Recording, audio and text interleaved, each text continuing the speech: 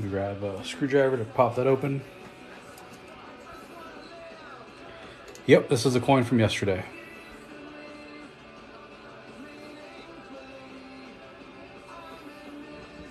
Yeah, I initially tried looking for a fire brick at the hardware store, which obviously was a mistake because I didn't have it. And I used to do all of this work on plywood and then a sheet of particle board first, then a sheet of plywood. And so this is a huge step up. I've never really needed fire brick for this. I don't do a lot of melting up here.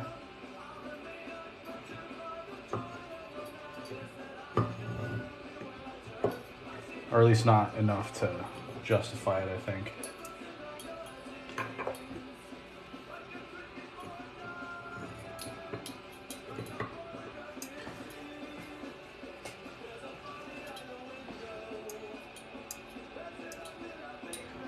Oh, no worries, weekday. I saw it come in through today. It's no rush. But this is your coin that we're working on here.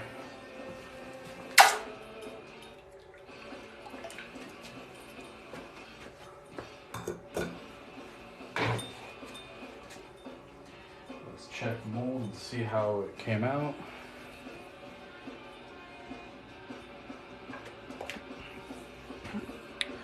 That looks pretty good. They're slightly less than 2 ounces. I don't recall the exact weight. I'll give a weight here once we cut this out.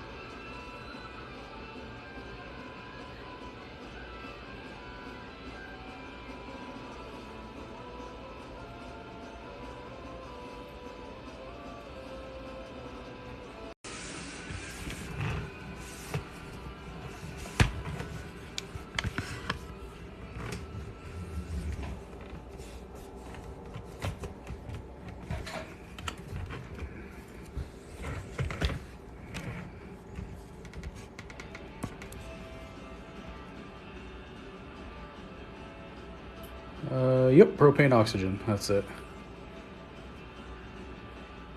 A piece of 8, I don't think so. Gold colored one's too cliche now. I don't think so. I gold plate stuff all the time. Hey, Silver Stacker, how you doing?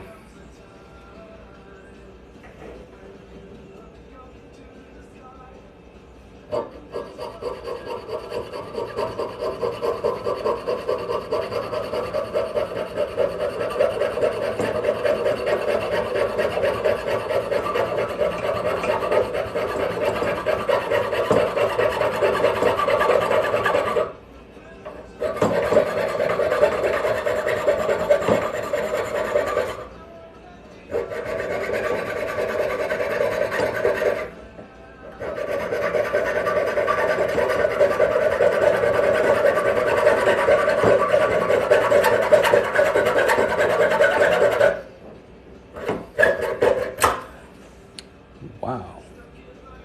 That is the first time I've broken one of those blades. Those are the thick blades. Although I have been using the same blade for a while. So, not surprised.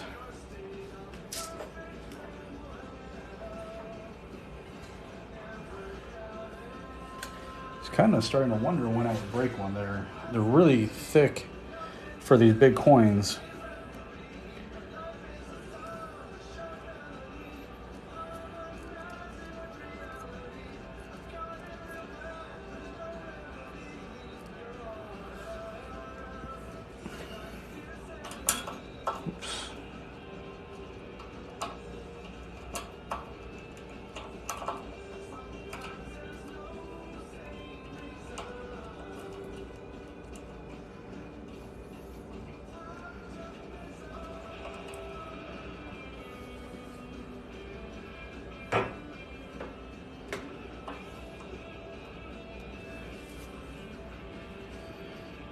Okay. Oh yeah, these saws are amazing. I started with typical jeweler's saw, and it worked. It did its job, but this new one is so much better.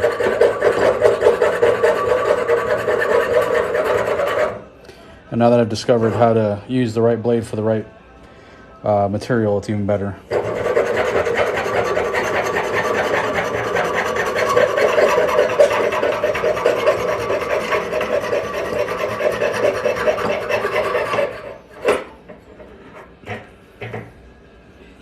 All right, let me grab my file. We'll clean that up real quick.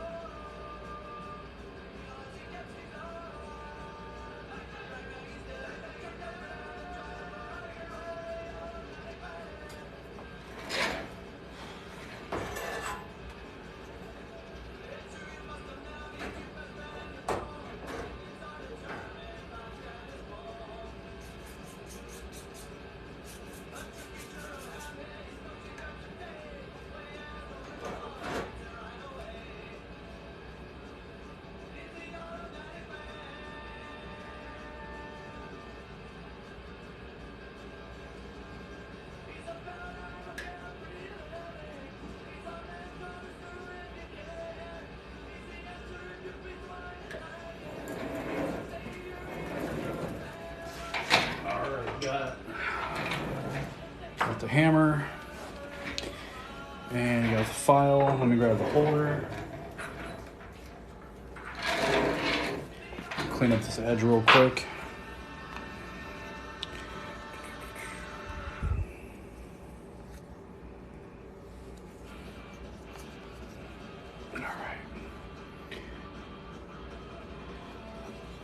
All right. The gauge. So the saw is that's an 8. Size 8 blade. The gauge of the material I'm working with, I have no idea. It's beyond gauges, I guess, at this point. Silver Stacker, yeah, I am in Indiana. All right, so there's this little like protrusion there. Let's get to that. Smooth that over, make sure there's no sharp edges.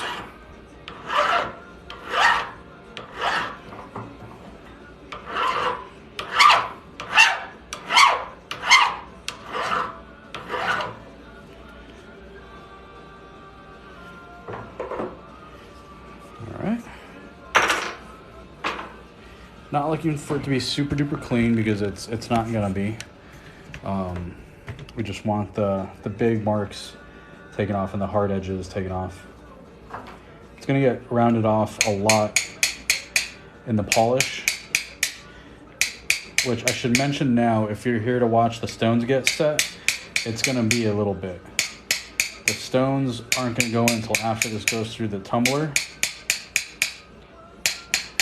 And that's the next step for at least 30 minutes.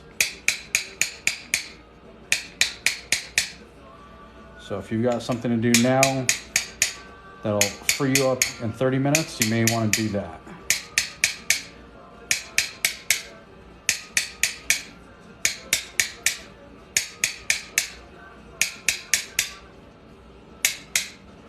There we go.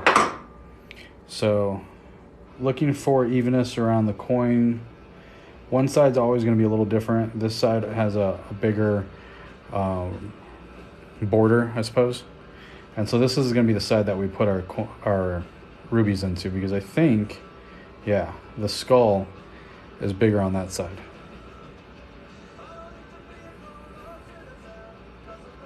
The gold ring was a total failure. It was just fun to play with. We found out that it was 14 karat plus, and so I'm gonna accumulate some more 14, maybe a little 18 karat, build it up, and then make a ring out of it. It's a little too tough right now. I don't really love 14 karat because it's harder to work with. That's why I don't love working with sterling either.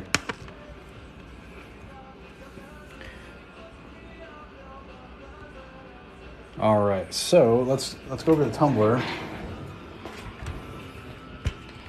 and I gotta remove what's in here, which is the pendants from yesterday.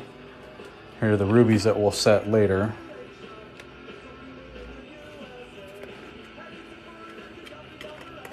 Excellent. And I even went out and got a new phone stand for the stone setting, because ideally, I think with this new stand, I'll be able to put you guys right there and you'll be able to see in detail what's going on. The coin I'm working with right now is just silver. It's just 999 fine silver.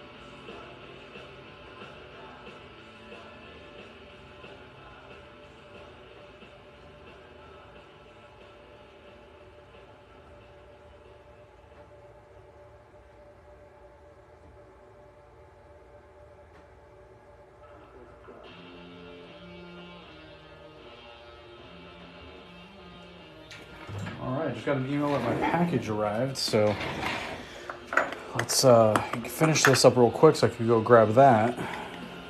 I might be casting a ring today while we wait for everything else. Let's take a look at the pendants. Probably a flush style, yeah. Something simple. Oh, you guys thought I was just going to show you the pendants straight away, huh? That's funny. All right, now that they're dried off, so here's the first pendant, and that's how it's gonna hang there. Sun off to the side a little bit, flowers going off to the I guess it'll be the right. So this will be, I don't know, more than likely representing a rising sun. What do you think? But a solder job count pretty good. This glob I'm gonna grind down a little bit later, so that way it's flush. And then here's the second one. And I'll do the same thing with that right there. I'll flush that out so that way it's nice and smooth. But the little bales went on very, very cleanly otherwise.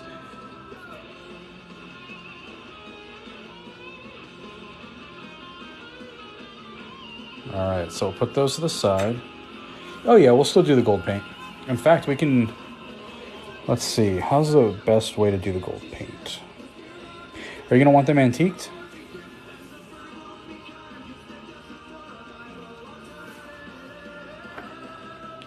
That goes in there.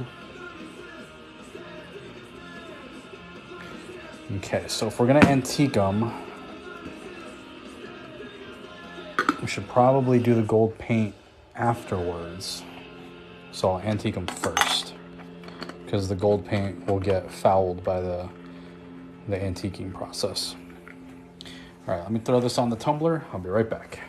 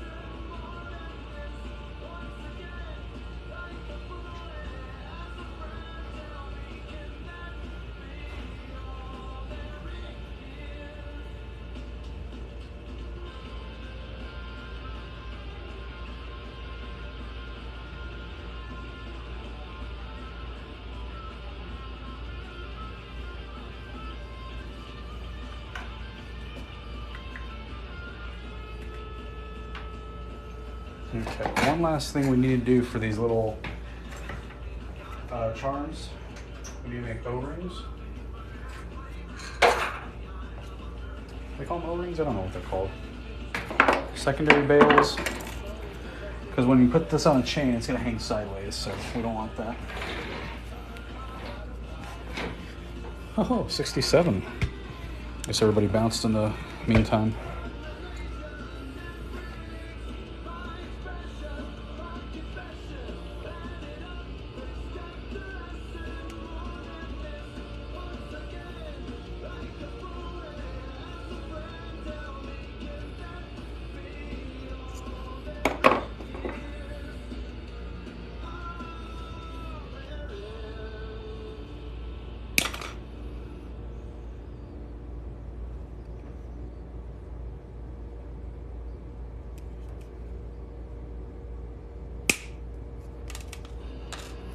FYI, that was really stupid.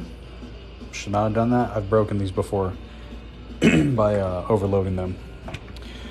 So, let's not do that again.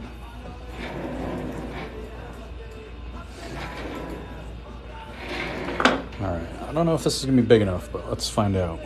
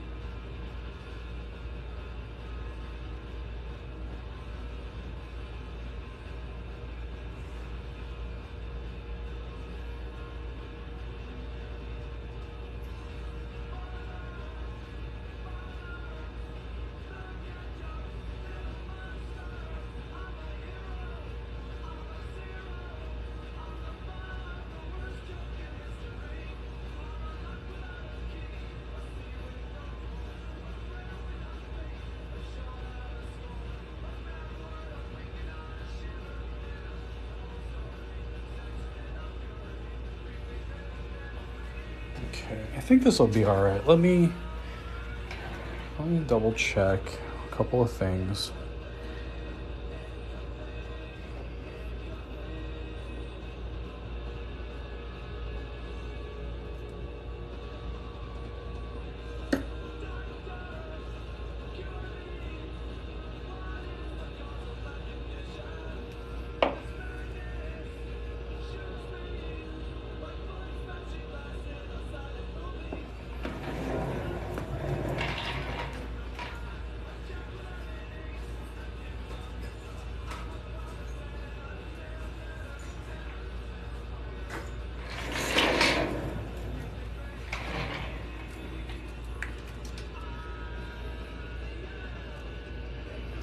So this is a 2.5 millimeter chain.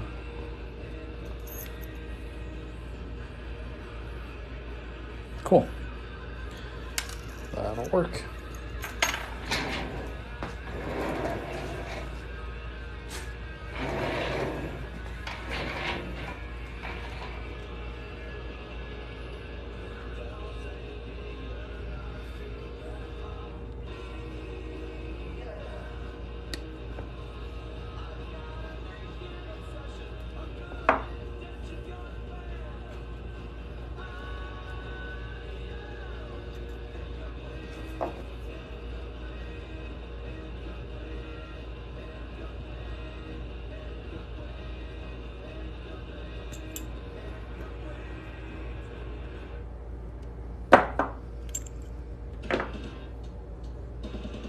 All right, let's go put a little dollop of solder, seal these up.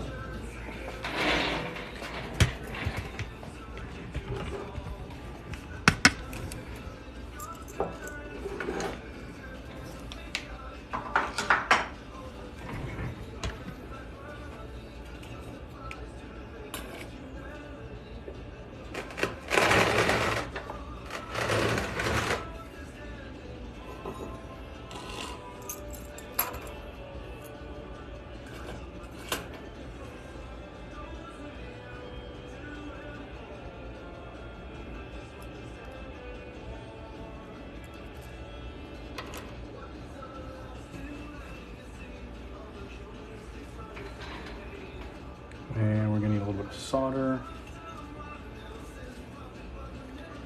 Literally a little bit, so.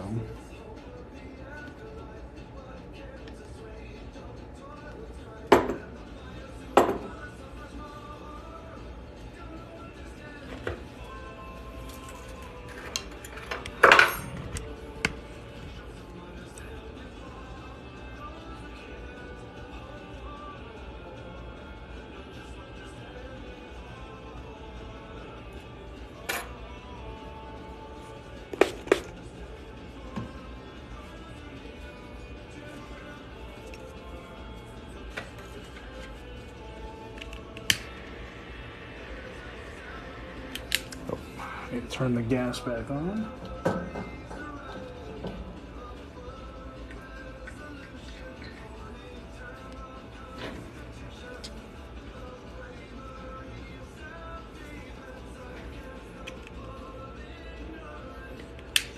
Oh, I don't smelt, I just melt.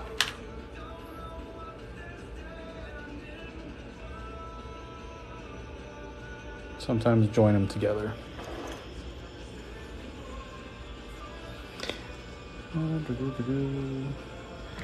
About a year or so. What I sprayed was something called Aquaflux.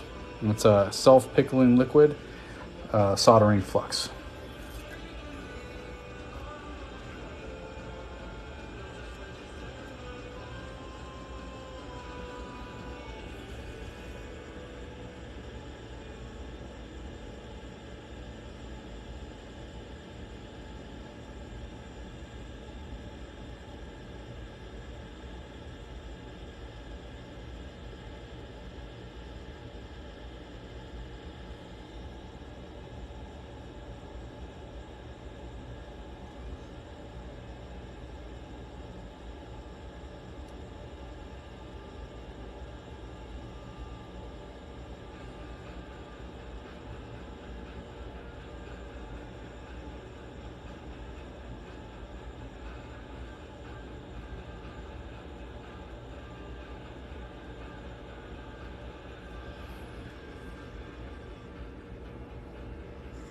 little hotter of a flame. There we go.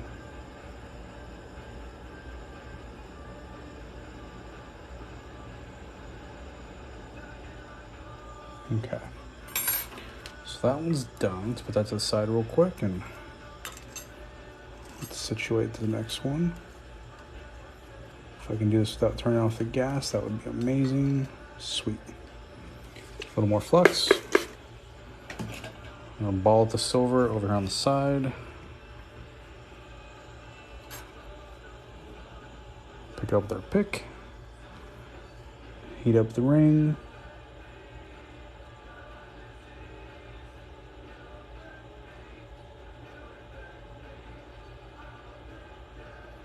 Place it right on the joint and let it cool. That's it. Let's quench these real fast.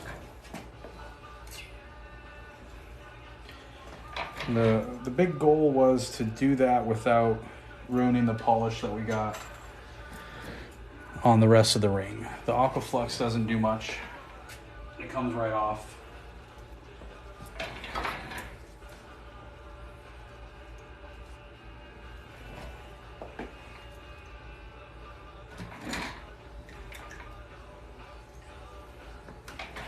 Let's head on back over here.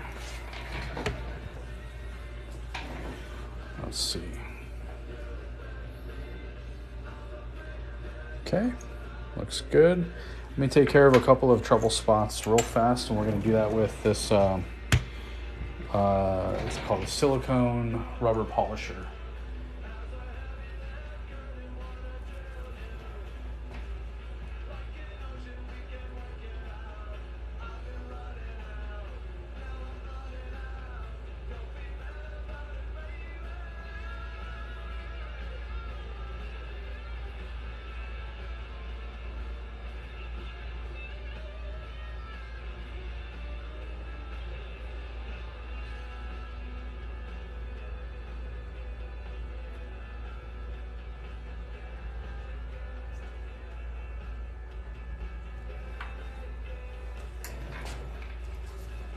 Get my dust mask on, and we'll get to it. Started as a hobby, still kind of is.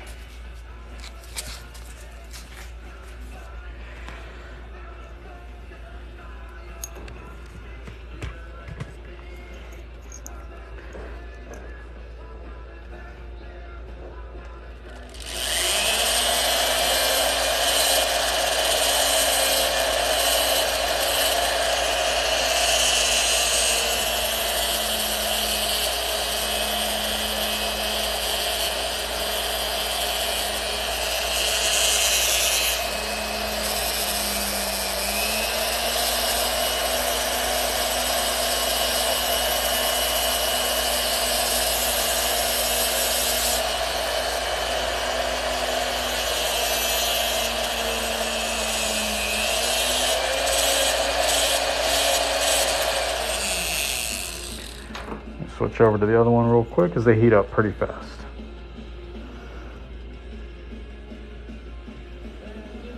I think so. I think the silver yen is about a quarter size.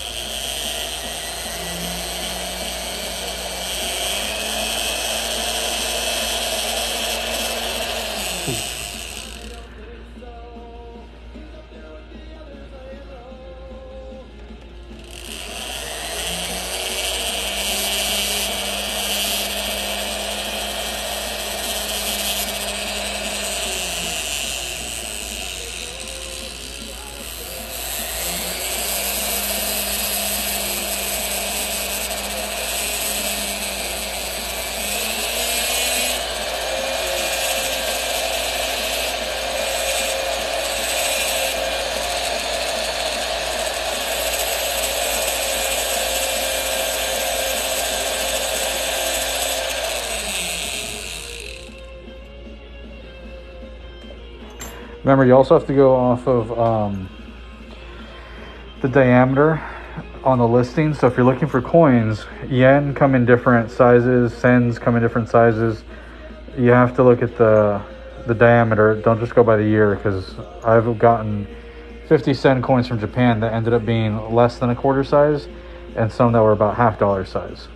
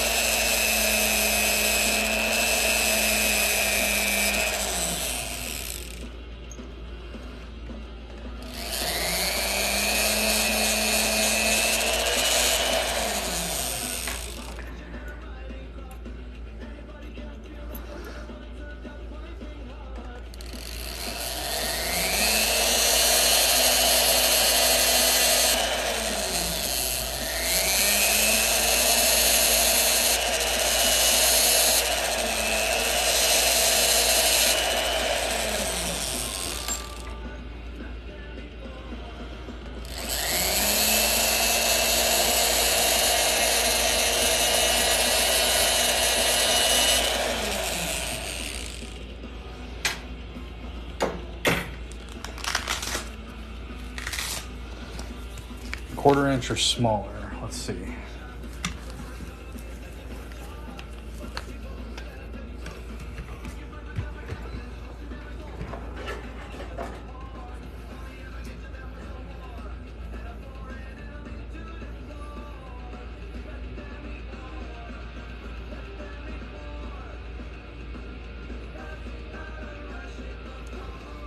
All right, so that's a quarter inch.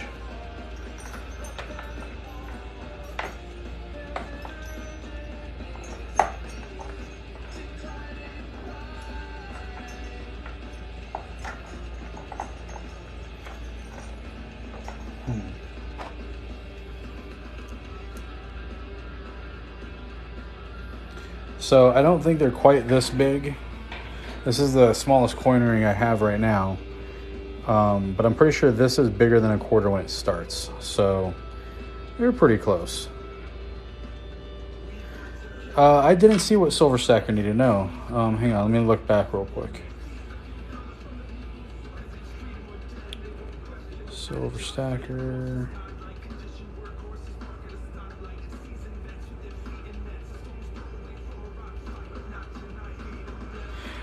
Oh, Silver Stacker just wanted to see if I was in Indiana. That's all.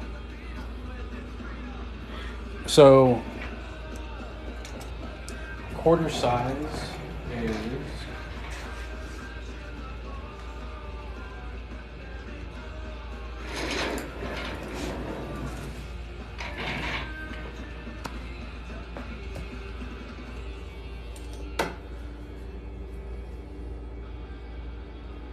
so they'll probably measure it in millimeters. So let's go to that. Around 25 millimeters is what you're looking for. Oh, it needs a ring. I think I could help him with that.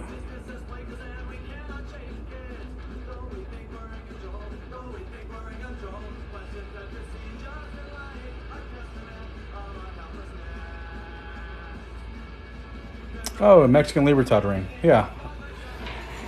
I'll reach out to him later, but we'll definitely do that.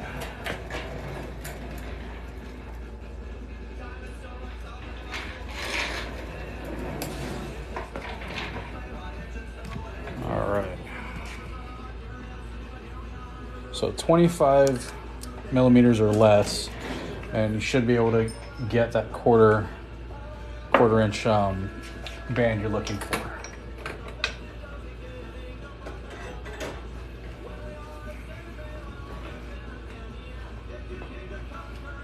Yeah, let's take a look and see what I have actually.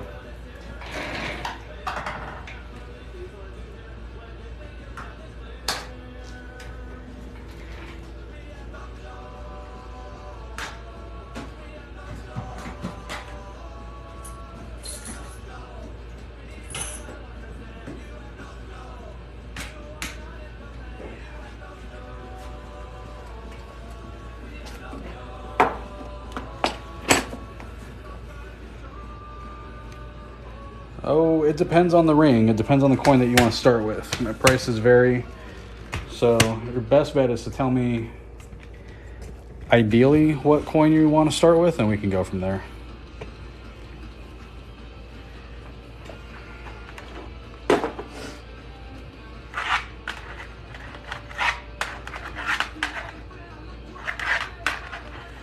None of those really have flowers on them. These are all too big. Sometimes the state quarters have really cool looking flower designs.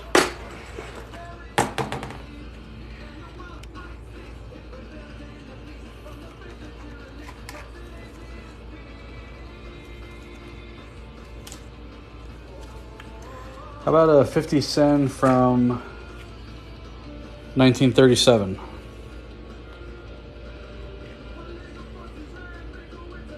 There's not really a lot of flower work on that one though. Hang on.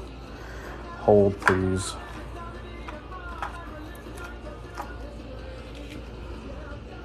$50 with cherry blossoms.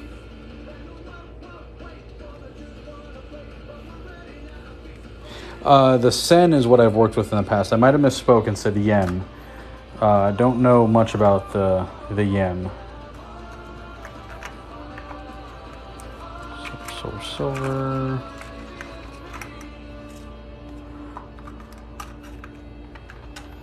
Let's see what these are. Oh, these are Indiana. Nothing pretty there. Those are all too big. So yeah, I've got this one that could probably work out to a pretty nice one. Cut out that center, and we keep the cherry blossoms in the bow, and keep the marigold up there.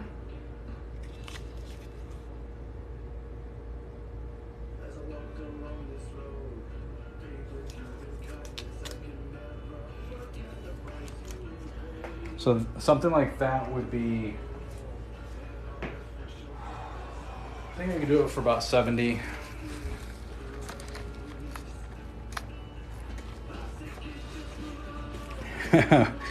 I'm a social worker for my day job, working with clients to get them on PrEP medications to lower their risk of contracting HIV.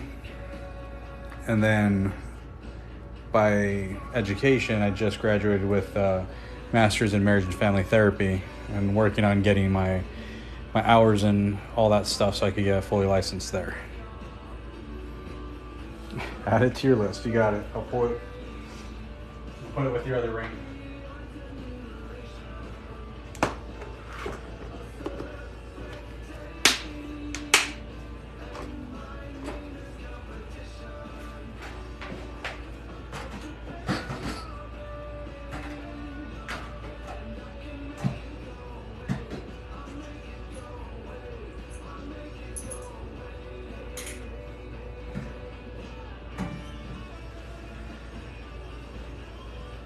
Alright, so what do we need to do to these? We're going to antique these real quick.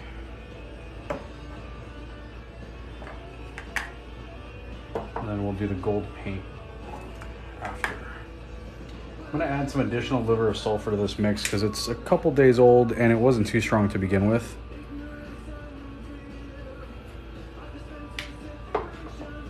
Almost time to order new liver of sulfur.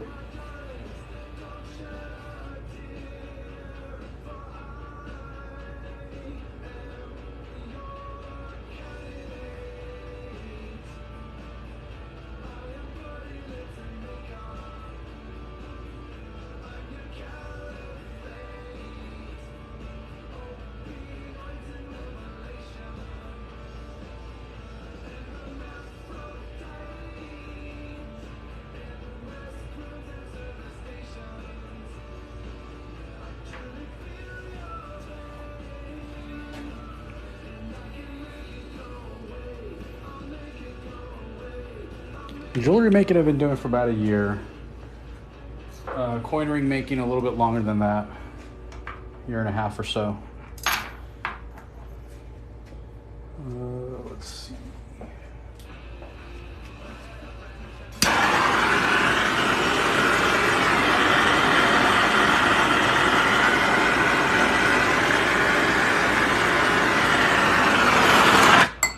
Little heat helps with that process.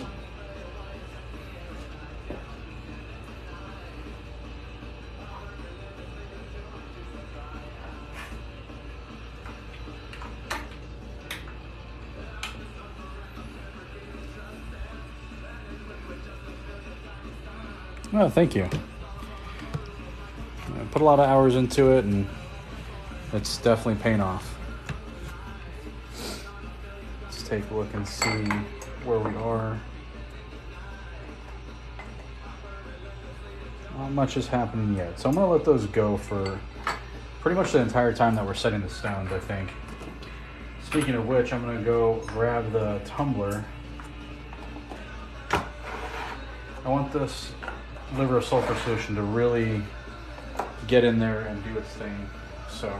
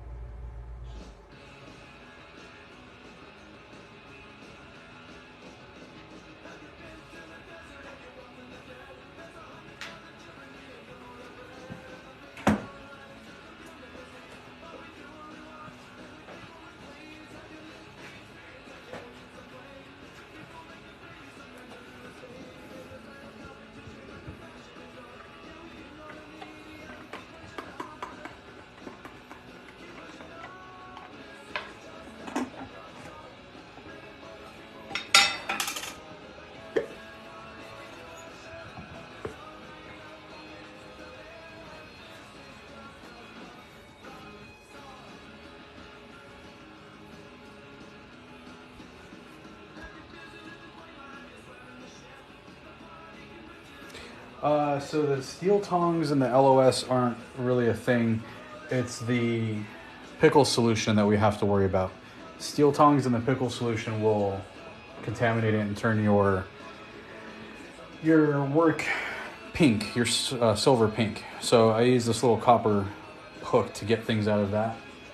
The liver of sulfur, I've used steel tongs in there every time, never been a problem.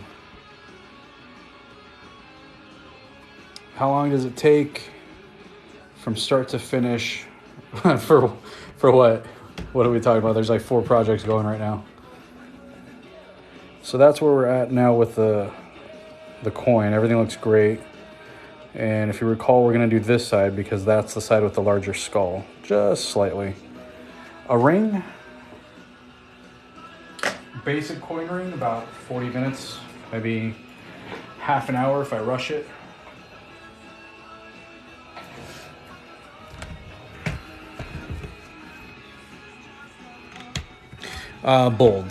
Bought the mold. I don't make them. The graphite I definitely do not want to work with.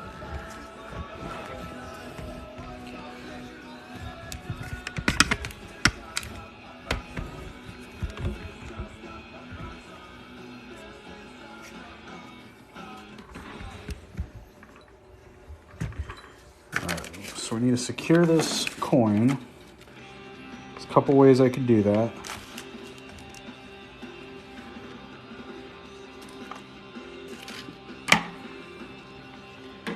I like these little pegs myself. They seem to work really well.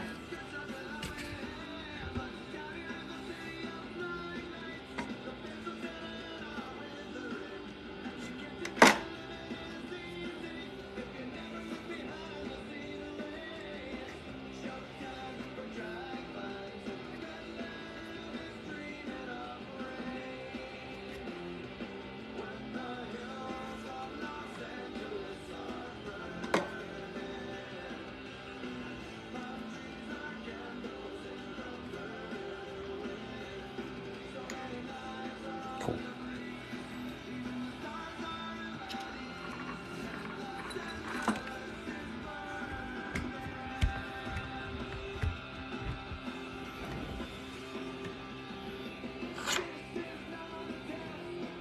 Yeah, this was probably my favorite purchase of all my equipment. Microscope setup has changed a lot. It's not exactly necessary either, depending on what you're working on, but if you can have it, why not?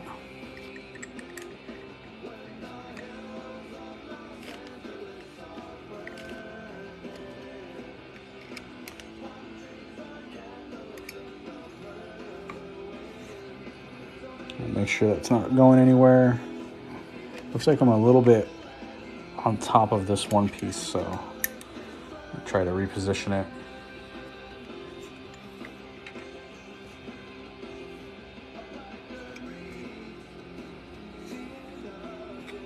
Okay, perfect.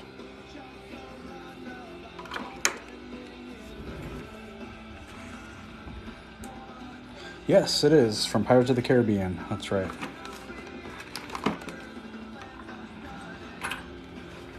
I haven't heard anything negative about them. I just don't, I don't know. I don't like the way that it feels to have additional crap on my face. I'm already working with glasses, which has been an ordeal. I'm getting my contacts back soon, but it's taking a minute. All right, so let's set up how pink, like this pink. Maybe, actually, I think I have a better representation here.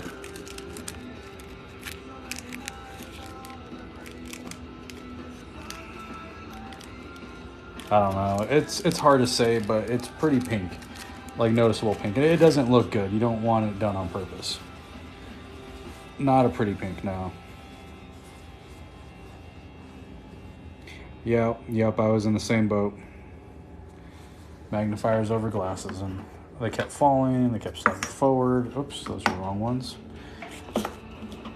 All right, so beading kit, round burrs, stone setting burrs, and then general drills. Yeah, you gotta have the respirator. Gotta avoid the crunchy boogers at all times.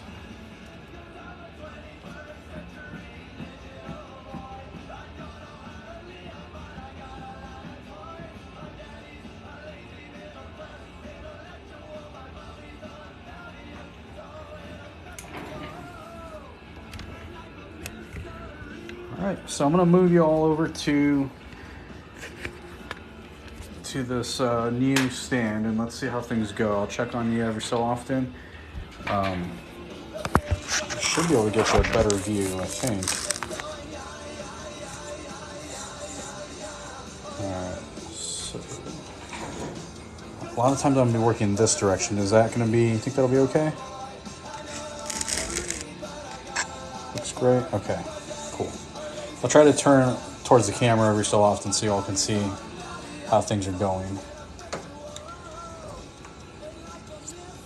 So first things first, I'm going to take a round burr, pretty moderately sized one because we're setting big stones, and I'm going to guesstimate where I'm going to drill. So I'm going to put 2 little divots in the eyes.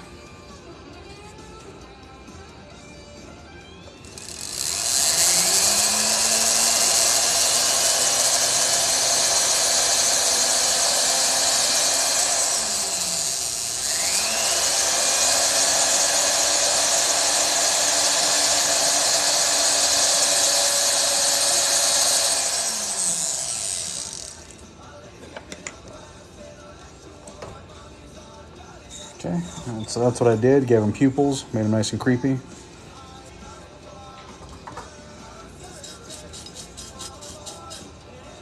can see a little better, a little unnerving.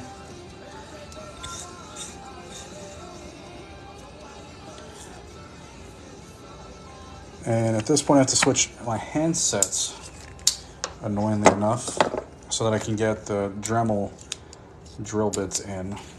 They don't fit into my quick change, because of course they don't. I'm using a mixture of Harbor Freight tools, Fordham, and Dremel, so nothing wants to cooperate.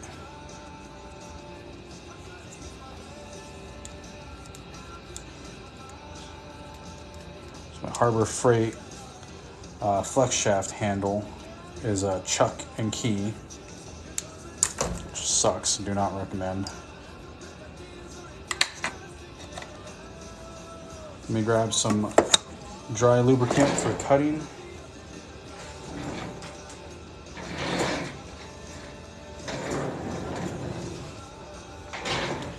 Oh, I want to double check my measurements. My drill bit can't be bigger than 2 millimeters because that's the size of stone.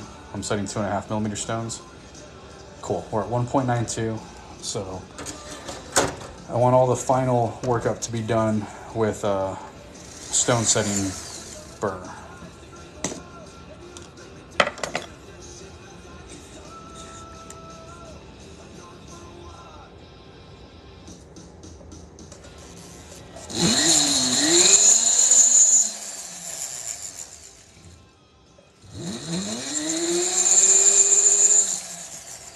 On most projects, when I'm setting stones, this drill would be plunged all the way through because that's how you clean your pieces. But since we're doing a coin, I just enlarged those holes that I made.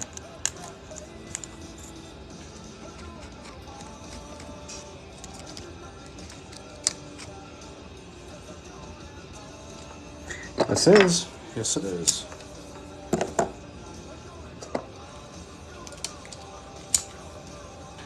All right, changing back to my handset.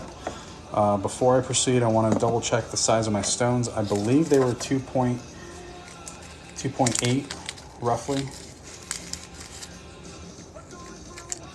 I'm gonna grab the two that are actually gonna go onto the piece and get measurements, exact measurements.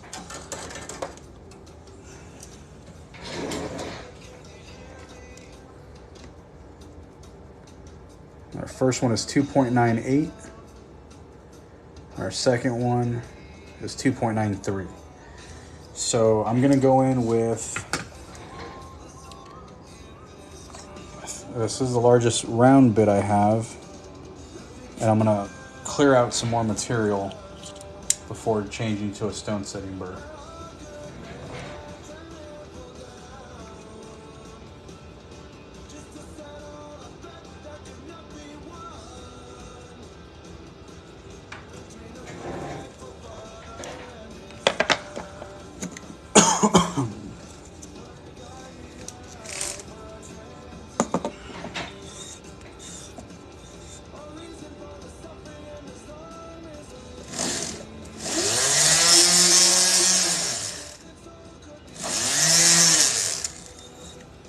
Okay, and the reason we do this is because the round burrs are, I don't want to say they're cheaper, but it is easier to get work done on the round burrs. Your stone setting burrs, you kind of want to utilize them only for the very, very, very end.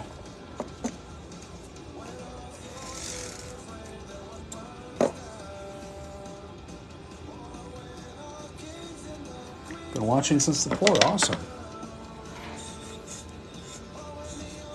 Oh, let me clean this out just a little bit. We need to get one of those little air things.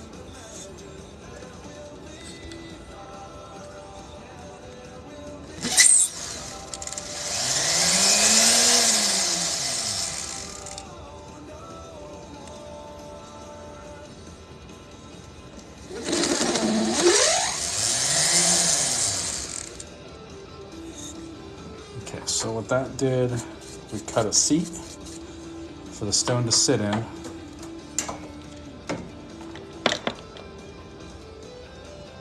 But we used a 2.5, so it's gonna either not fit or be a very tight fit. I wanna see where we're at with the first stone. We're gonna go right to left.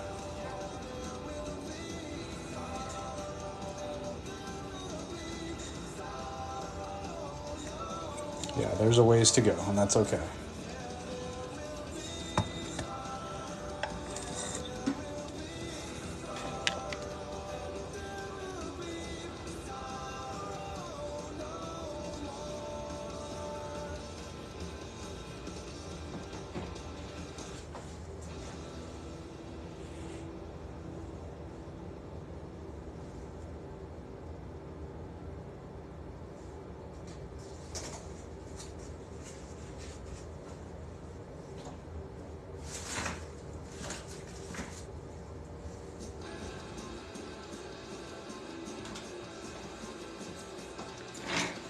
Might even hop over to the 3 and just start using the 3.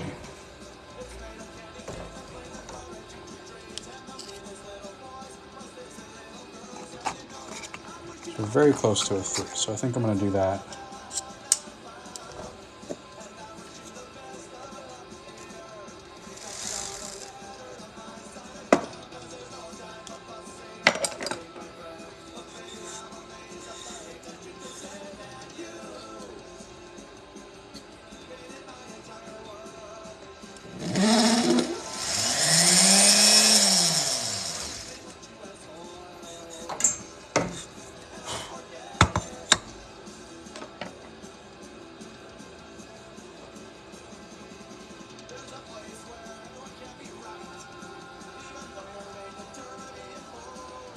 So before I set that, I don't know if you can see the difference between this one and this one, how there's kind of a cut, a ledge.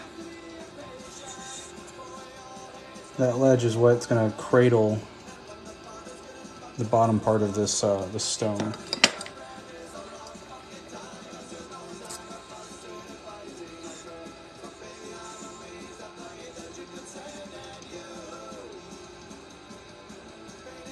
We've still got some more to go.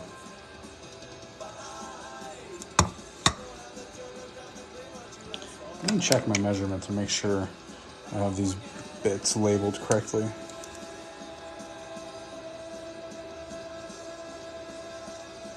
.99 on that one.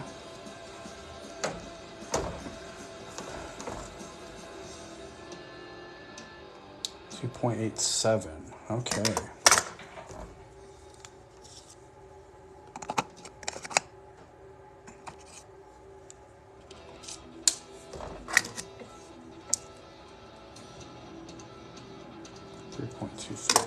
I think we're going to stick with a 2.87, even though it's not quite 3. It's close enough. We'll just have to let the burr take out the extra.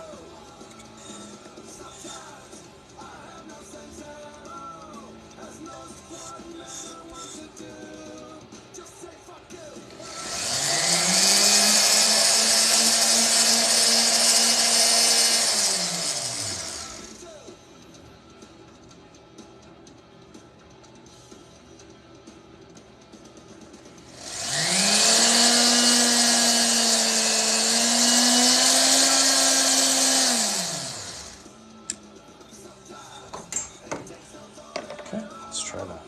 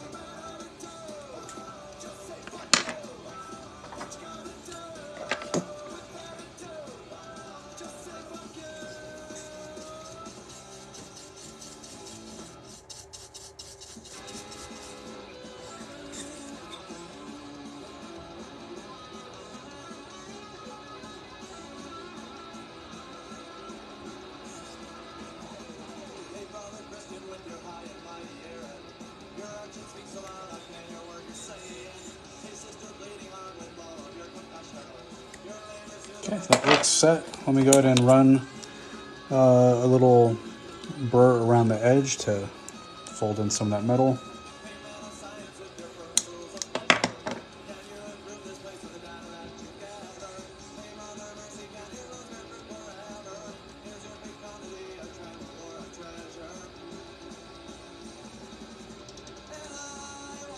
Actually, that's a little looser than I thought. Let me pull that back out.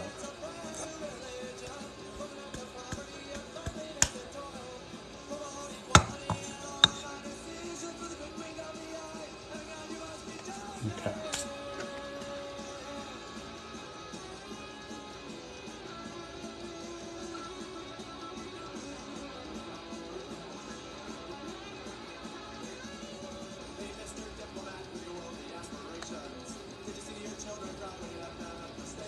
There we go. Need to go just a little bit deeper to get the setting cut just right.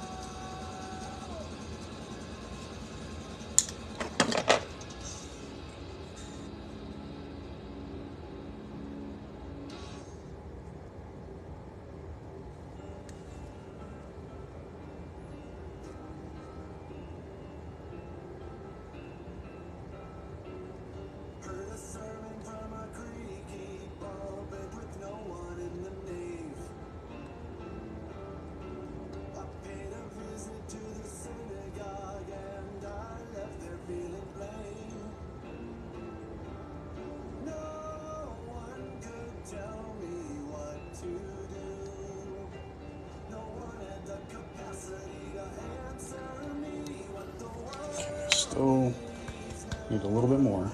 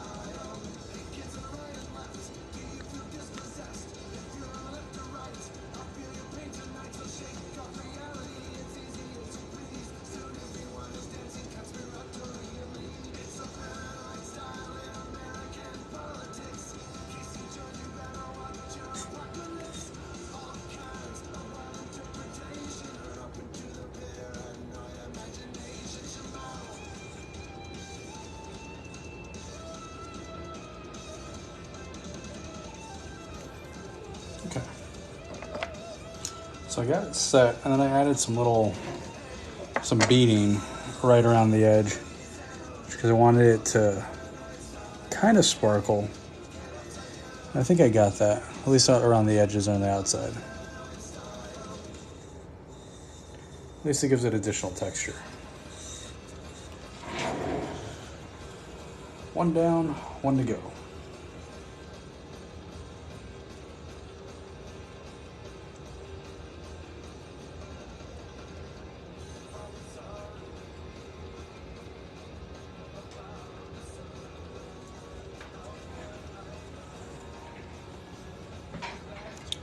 All right, so let's get to cutting the next one. Same process.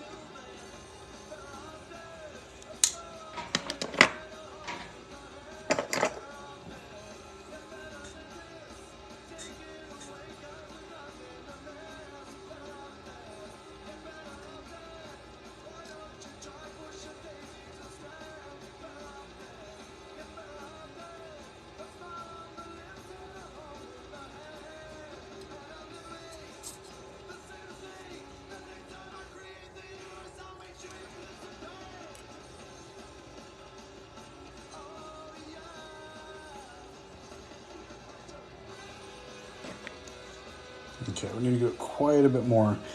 Just noticed how deep this one needs to be versus where it's at, so let's keep going.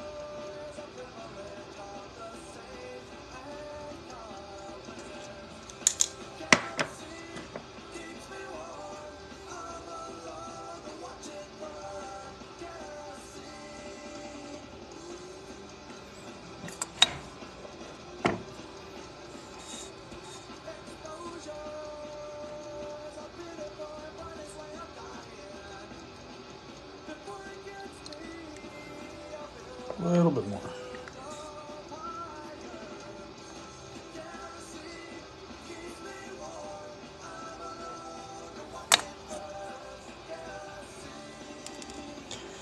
I'm gonna let the coin cool down for just a second though, because it's pretty warm from the drilling process.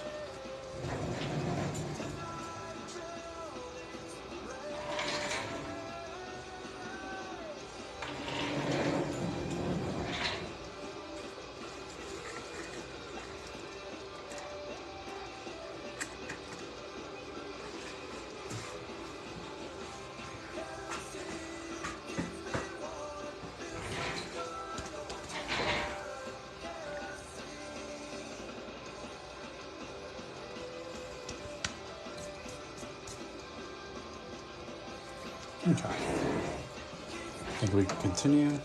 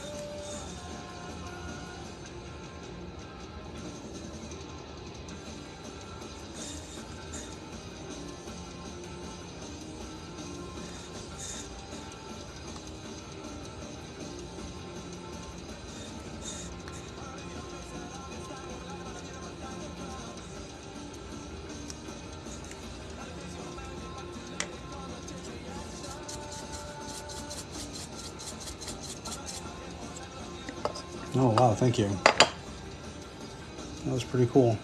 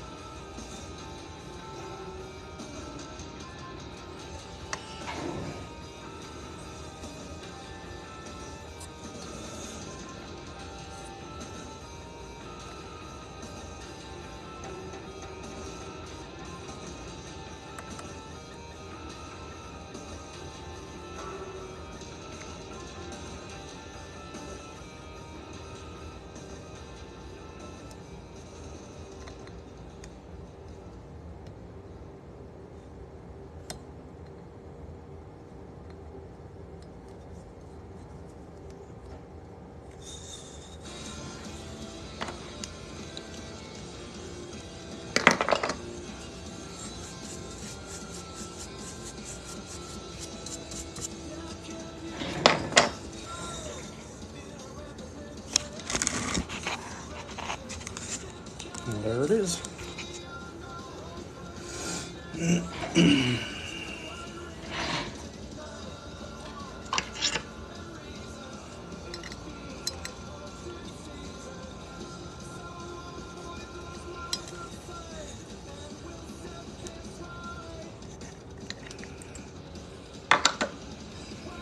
Now the big test. Survived a coin flip.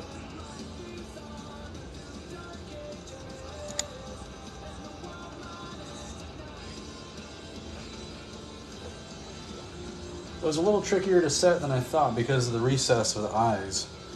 I don't know why I thought that the design wasn't recessed like that.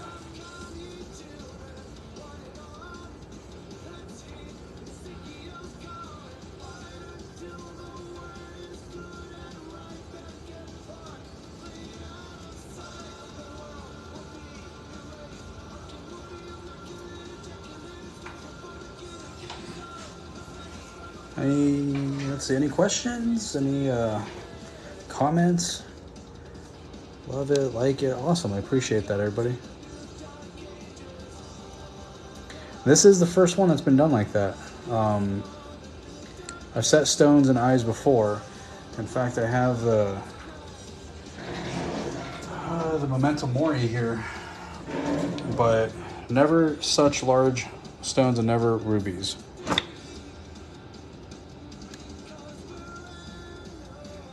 Yeah, definitely. So the back is exactly the same, a little bit smaller. I don't remember the exact number, but they said that they had to shrink it down just a little bit for some reason.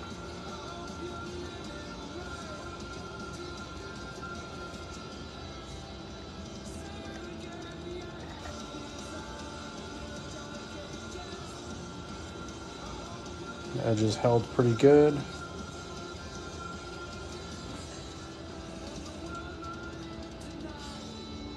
It looks a little frostier on camera than in person, I'll say that. In person, it's very, especially this side, it's very, very, very shiny. All right, let's check on the antiqued pendants now.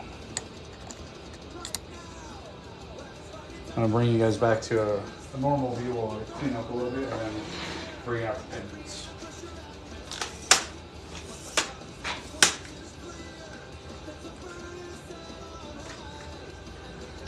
This one is sold.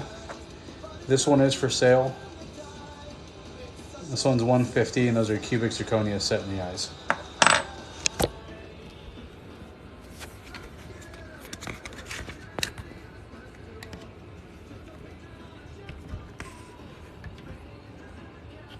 Okay, give me 1 second.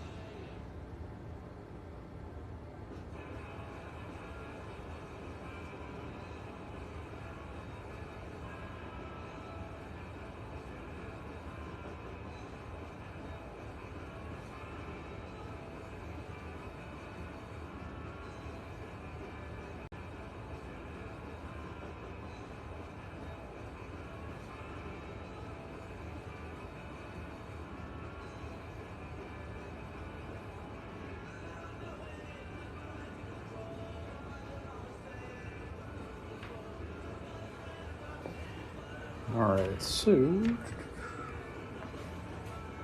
round bits. Put our stone setting bit back.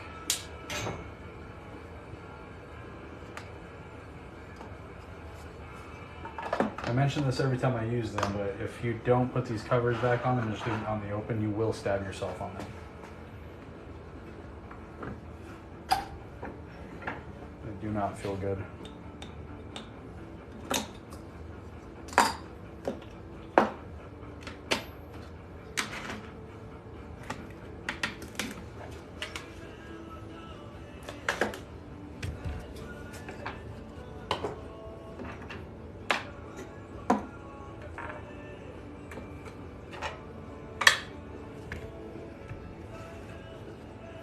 That bar, that bar is still on the bench. It's probably not going anywhere.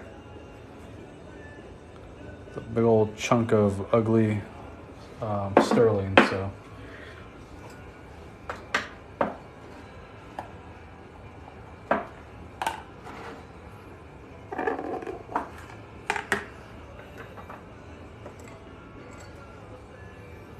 Okay. Now we talked earlier about contaminating with iron or steel. So when going from the liver of sulfur to the baking soda solution, that is one thing to keep in mind. If I were to dunk this into the baking soda and then bring baking soda into the liver of sulfur, that could cause a problem.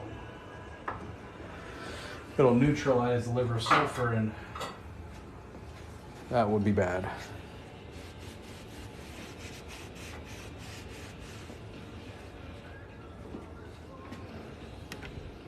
Absolutely. My pleasure. Thank you for your order.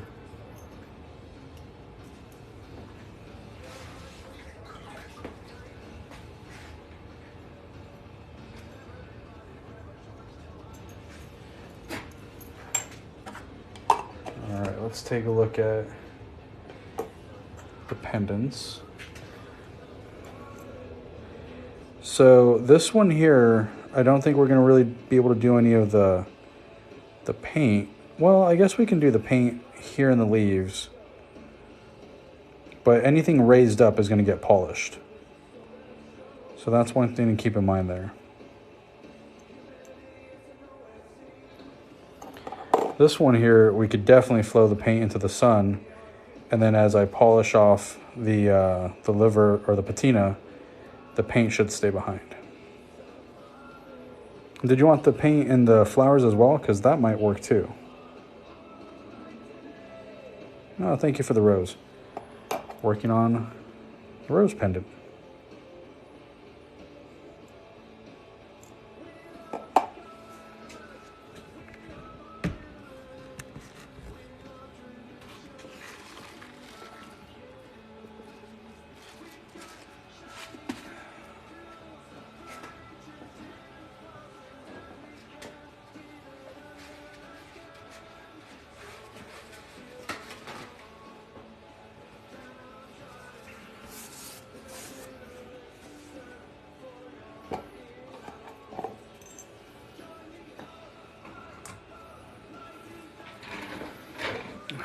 let's get situated and start.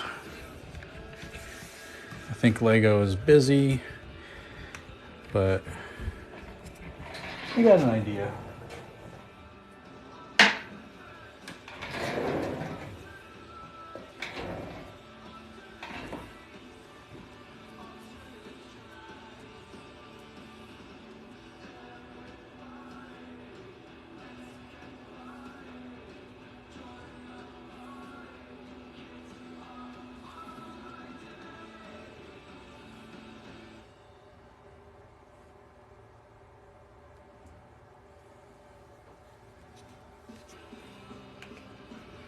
Okay, cool. Sitting in a drive-thru. Lego. So what I'm thinking, this is no problem. I'm going to put the gold paint here in the sun. Do you want the gold paint in the flowers as well? And then this one, the problem is everything is raised. So if I put gold paint in there, anything that's raised up is going to get polished off.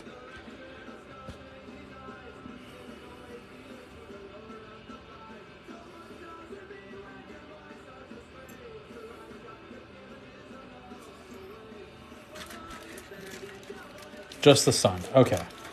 Easy enough. Let's do just the sun.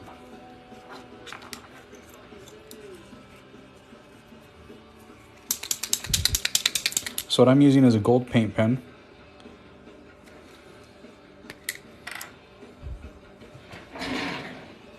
And we're going to kind of flood, or maybe not flood, but paint into the lines. Make sure you get the actual sun there. And we're going to let that dry.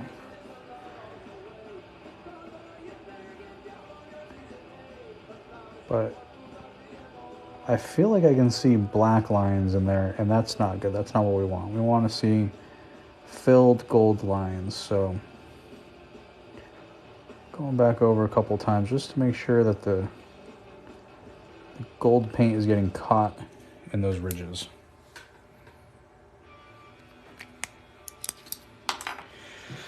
So that's going to dry. Let's go ahead and focus on this one here. We want to remove some of the patina. We don't want it to all look like that.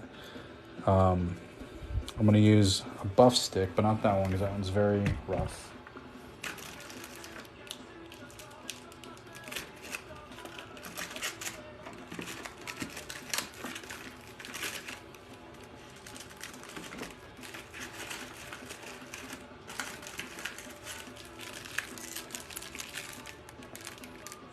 This one is 280 grit.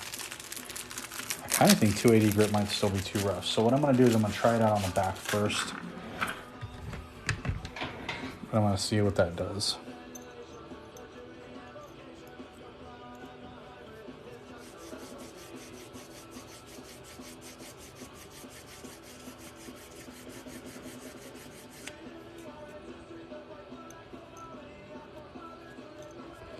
They're sharp-ish, like you'll probably get it caught on some things, but I could minimize that.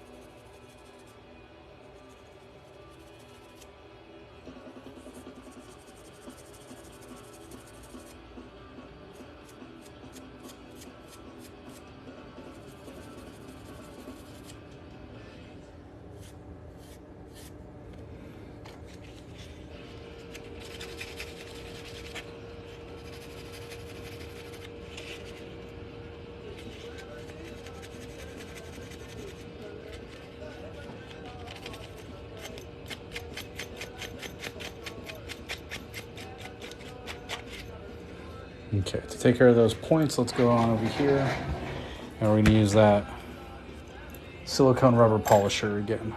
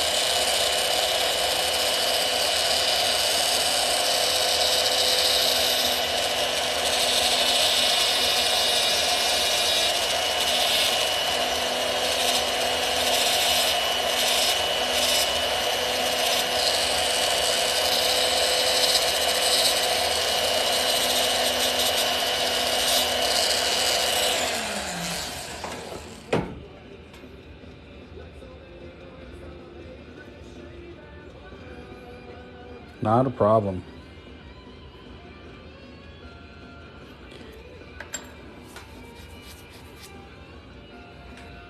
Okay, last thing I want to remove or reduce some of those sharp points, or not sharp points, the sharp, what are they?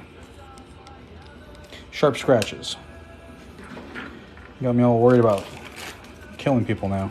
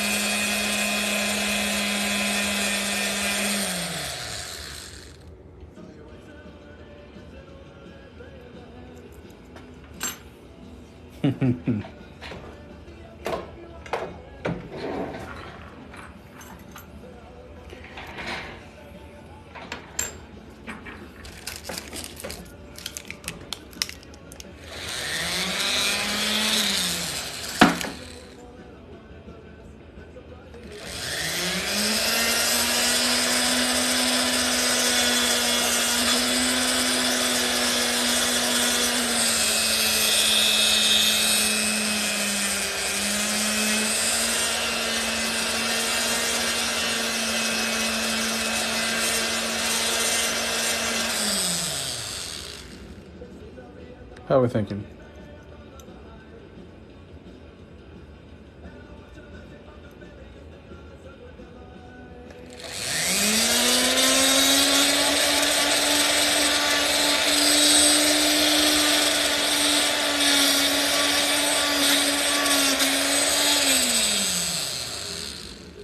Okay, I'll throw a coat of wax on there real fast.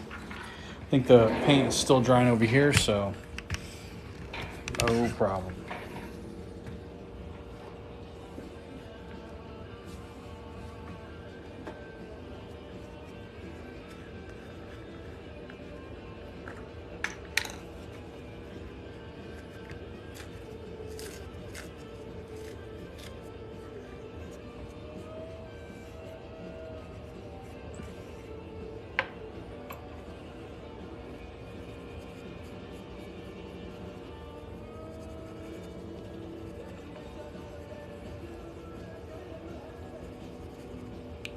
The 50 cent should be no problem.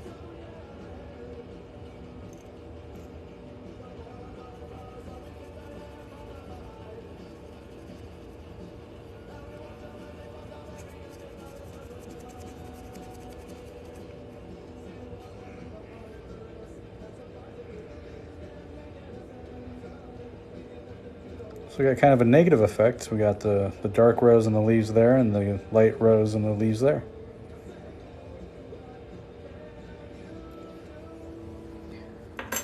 You know, I hear they have sites for that. I didn't realize TikTok was one of them.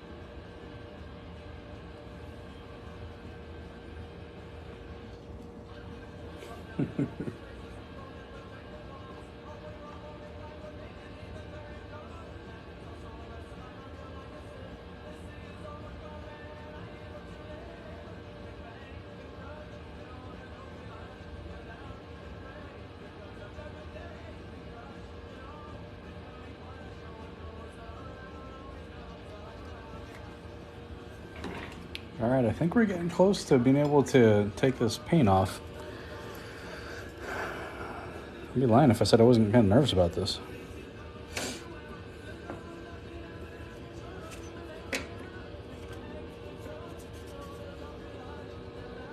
And go over very lightly. I can feel the paint's still tacky, so that's kind of a good thing.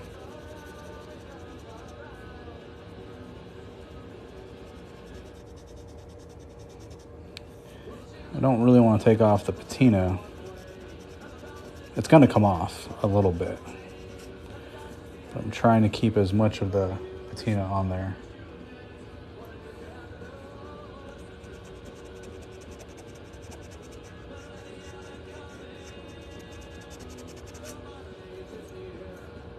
Okay.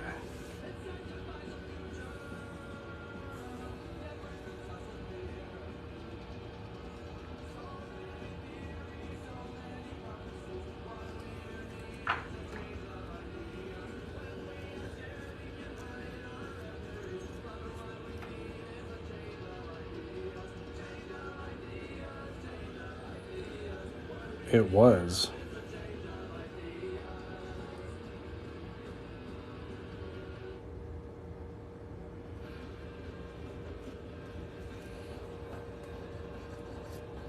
So as far as the patina goes, like I don't really think it's not gonna be a big deal if it's not there, because it shouldn't be completely black.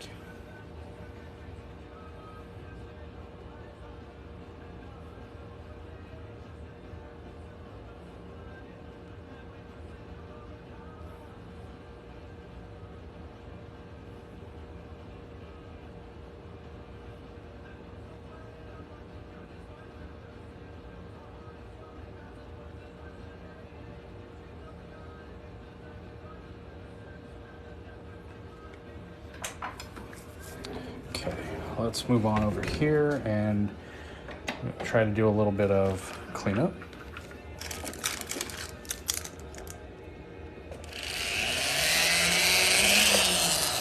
This is my least abrasive rouge, so.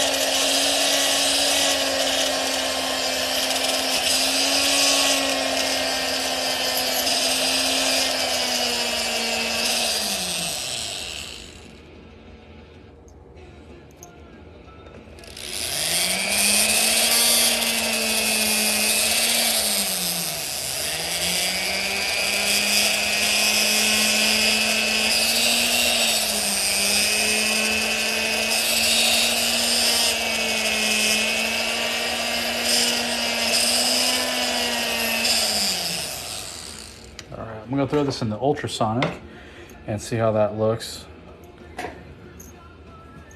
Give me 1 second.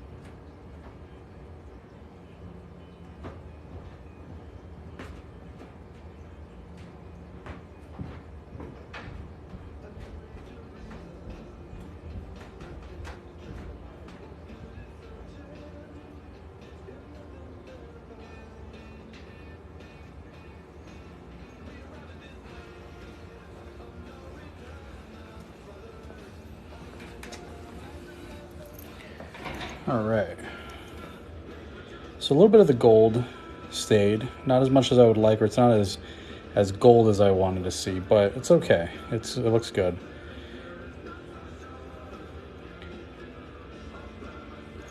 I'll give it a couple more passes on the polisher in a little bit, but I want to get to that ring before I do anything else.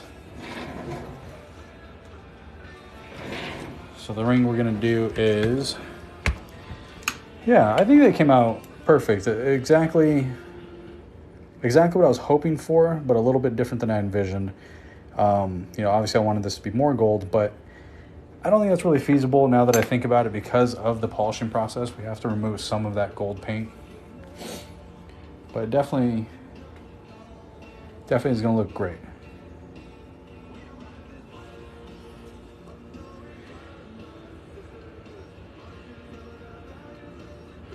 Put everything that we worked on today there, and then we'll get to the ring.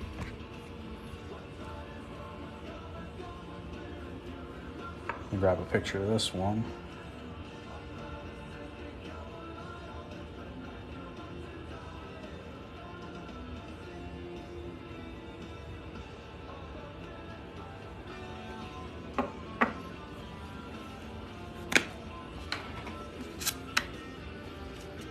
All right.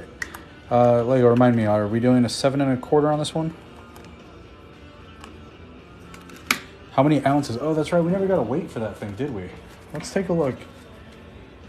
They do vary a little bit, but for the most part, I think they are around 1.7 ounces.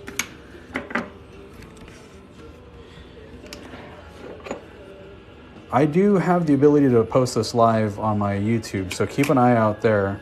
I will post it up later, the entire replay. You won't be able to see all the comments and everything, but yeah.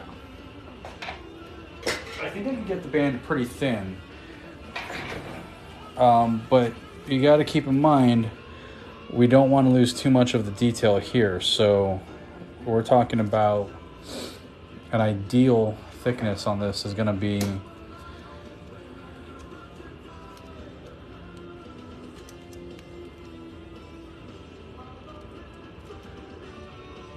8 millimeters.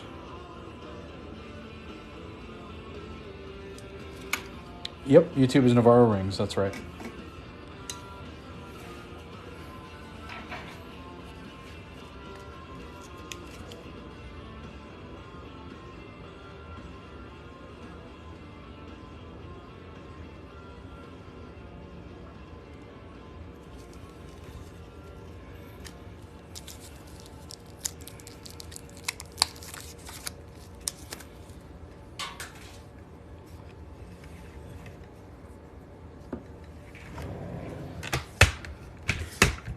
Awesome. Keep an eye out. I'll try to repost this when I get or when I'm done here. Doesn't take much, so it shouldn't be a problem.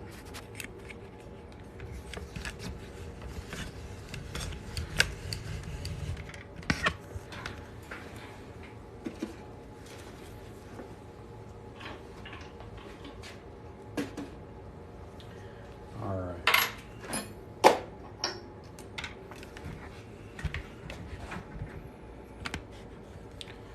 Yeah, 8 millimeters is going to be just barely over 4 or 1/4 inch, I believe.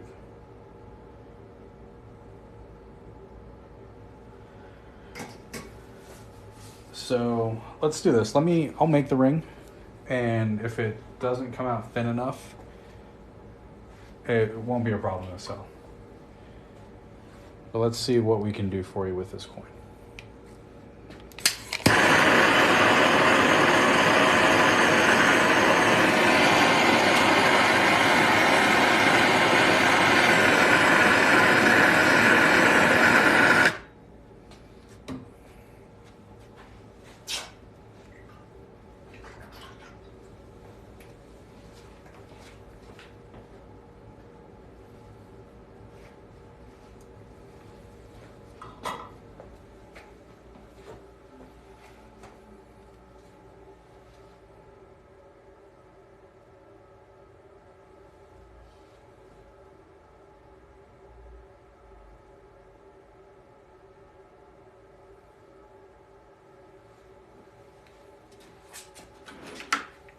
Let me move you guys over just a little bit. There we go.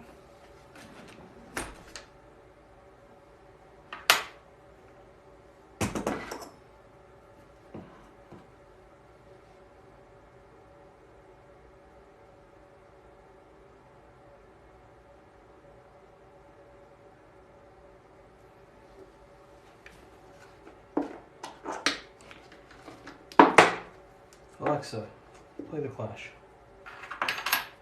This is The Clash from Spotify.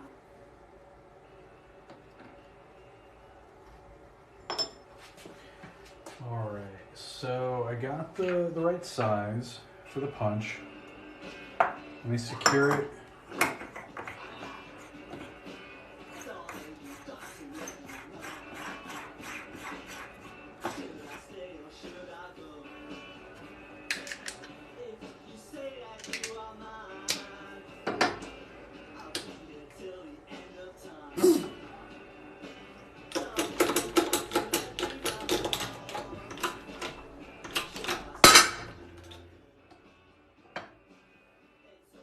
For a little center punch there. Look how cute that is. Thank you, Bob.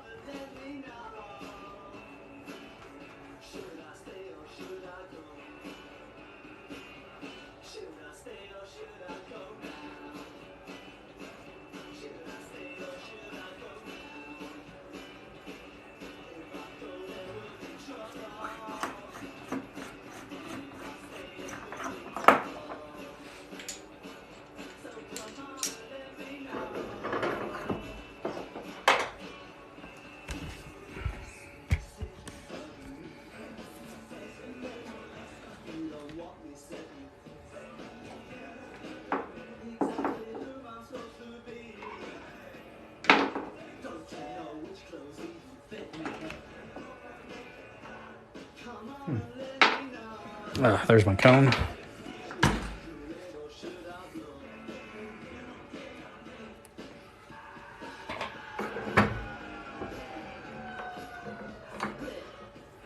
Oops.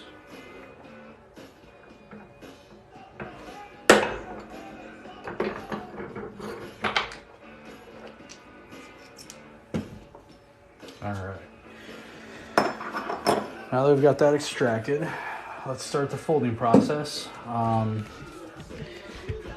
Yeah, this is fun. So this isn't a 90, or sorry, this isn't a 100% silver coin. It's a 90% silver coin, so it does have its challenges. Let's see where we're at with size.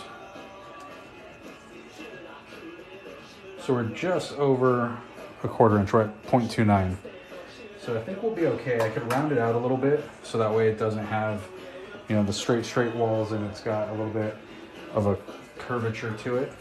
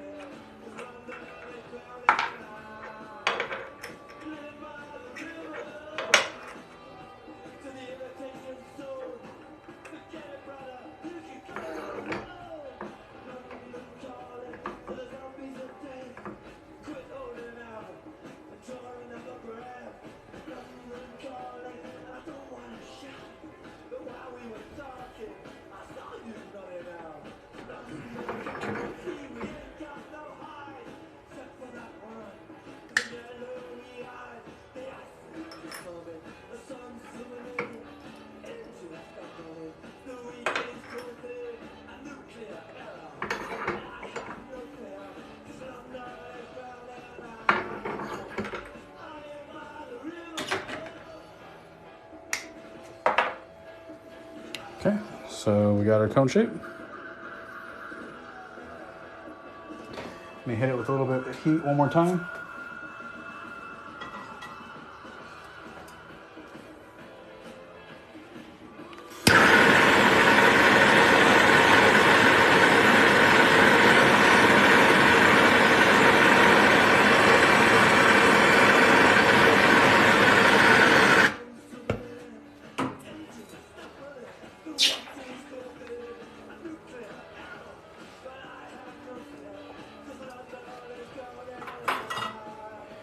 All right, we gotta stretch it out just a little bit. Currently, we're at 6.5.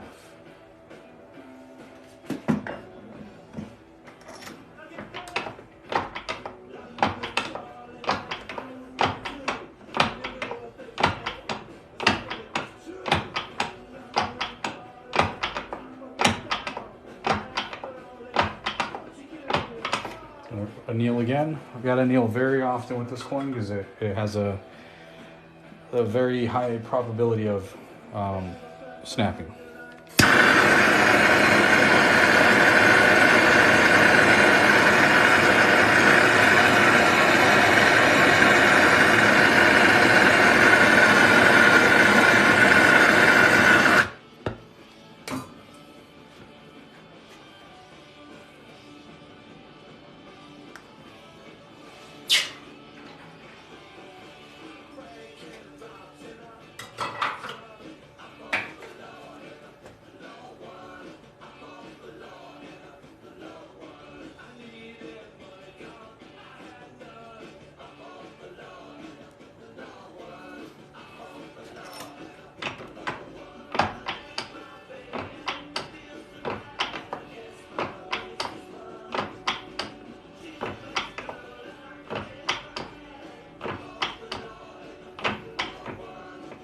Okay, now we're gonna go and we're gonna Swedish wrap and we're gonna start reducing our size.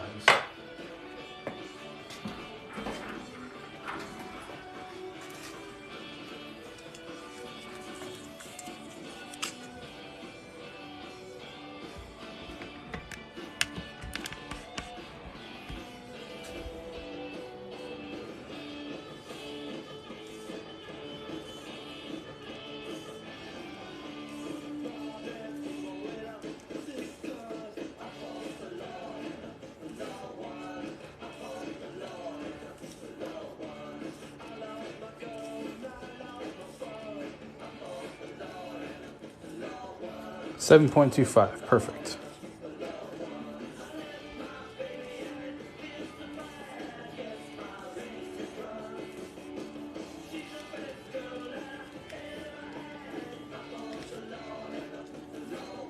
So this is your first time seeing this process. The Swedish wrap wraps Teflon around the ring and then presses it through a tube.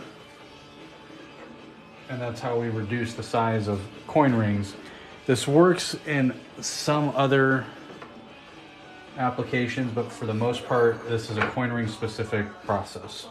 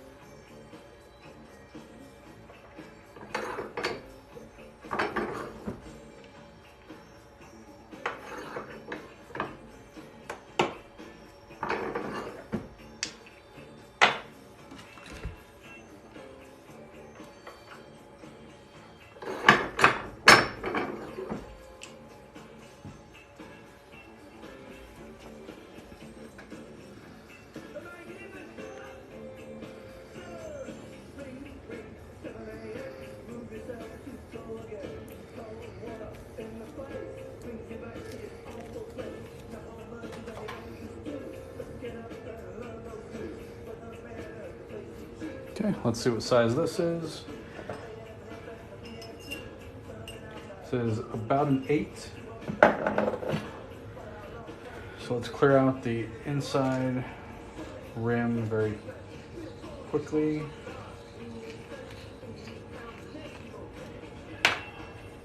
I'm gonna anneal this one more time.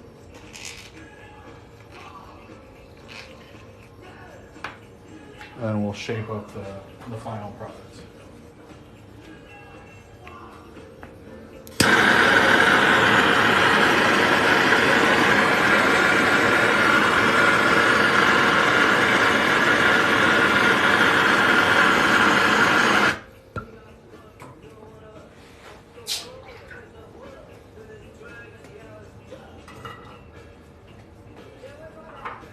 So I'm gonna stretch it out just ever so slightly, because we're gonna reduce it in this next step. Okay.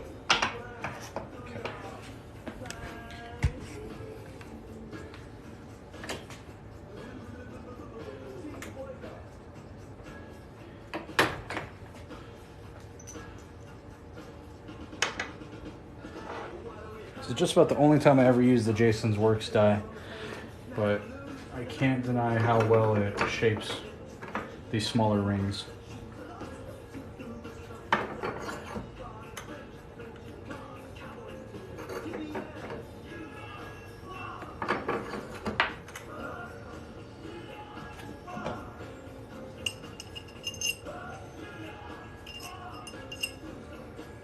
Okay, we're just above a 7. But we have the geometry we want on the outside of the band. So let's go over here and stretch it out just a little bit.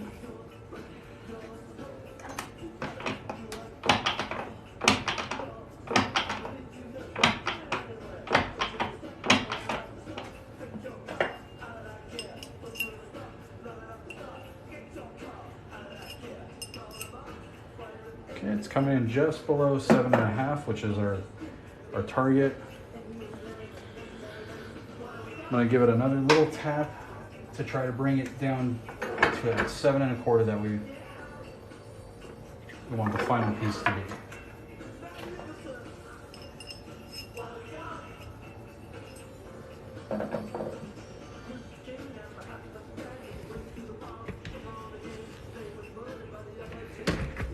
There we go.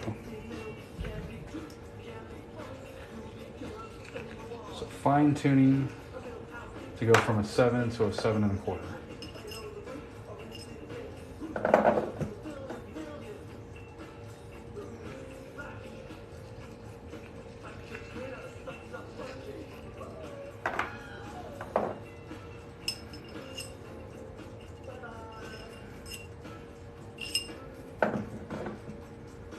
Almost there. I'm going to cheat a little bit though. We're going to stretch to the final 7.25.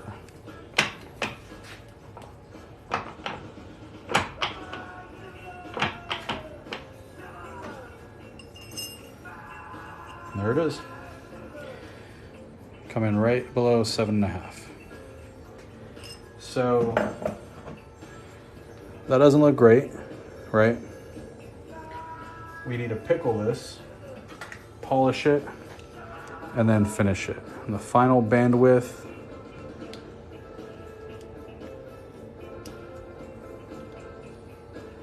is at a 0.30. So it's just over, 7 millimeters. But that's about as thin as we can go on the band without losing the bow and our cherry blossom.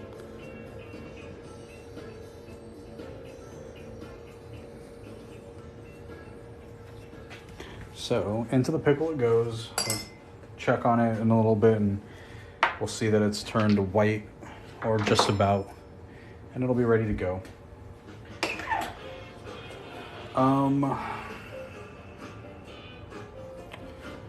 I think that's everything. So now it's my turn. Let's make me a ring.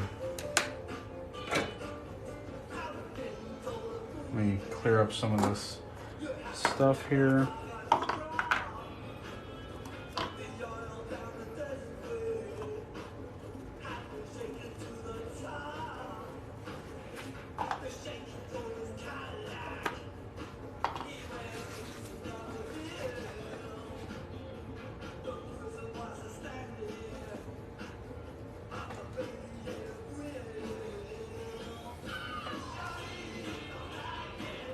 The Alpha and Omega came out beautiful.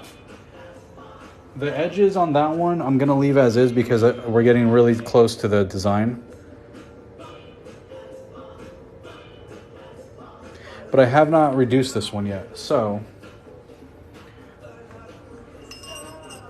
we're currently sitting at a 12. And we need to drop the size down.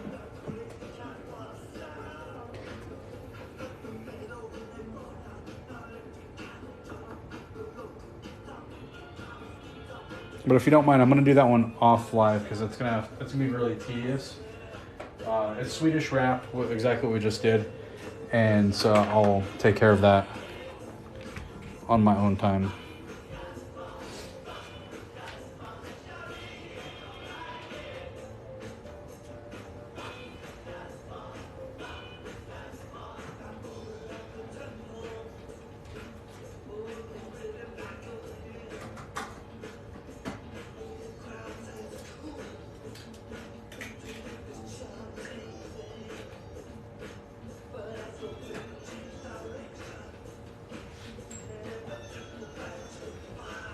Let's make an Aztec calendar. How many rings I own? Define own, because I mean technically they're in my possession.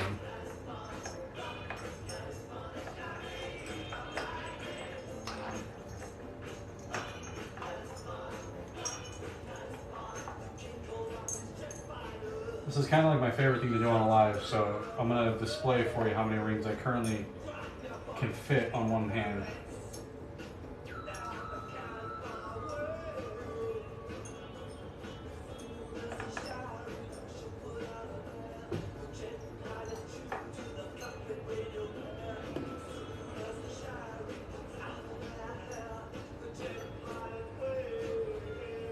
Now, obviously this isn't all of them, but this is what I could fit.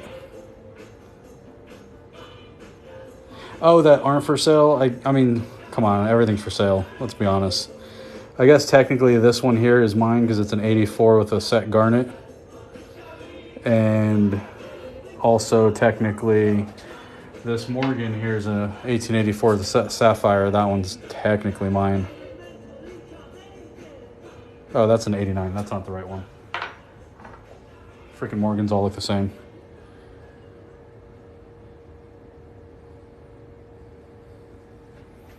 Can you make me a set of earrings out of the center punch?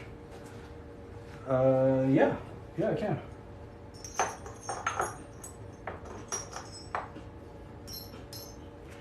The center punch of the Aztec calendar?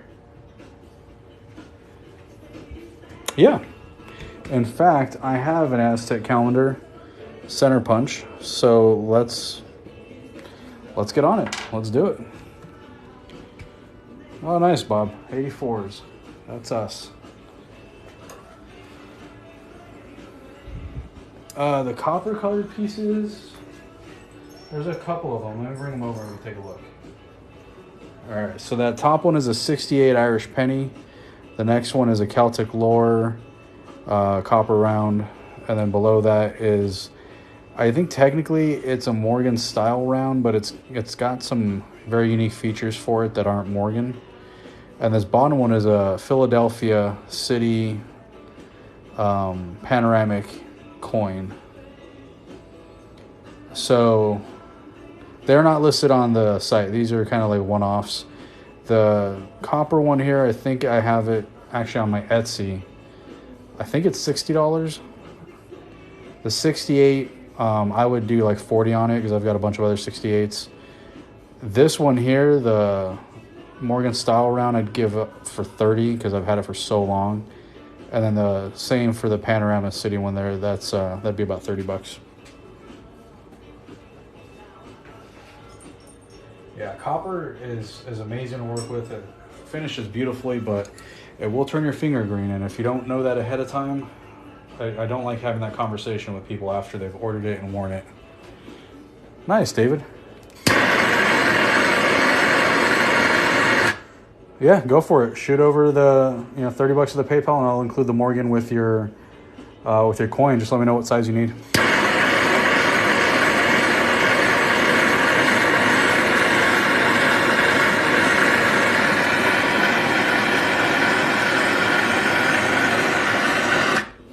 Yeah, we could definitely add the earrings to the order.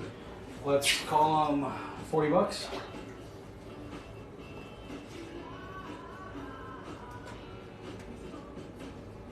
And they'll be on stainless steel post, or if you prefer surgical steel, I have that as well. But I've been doing sterling silver. Sorry for everybody.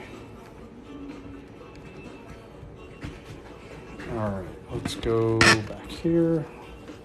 Let's get our second center punch. The unique thing about the Aztec calendars is if you don't do a smaller punch than your typical ring, you lose a lot of detail, a lot of really cool details. So you kind of have to have a wide Aztec calendar.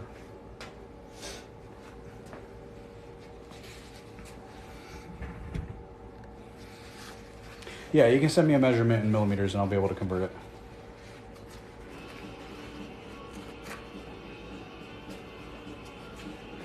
Couple little layers of paper towel.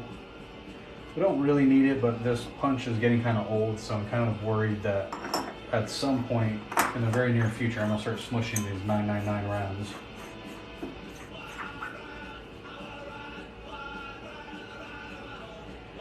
That looks good.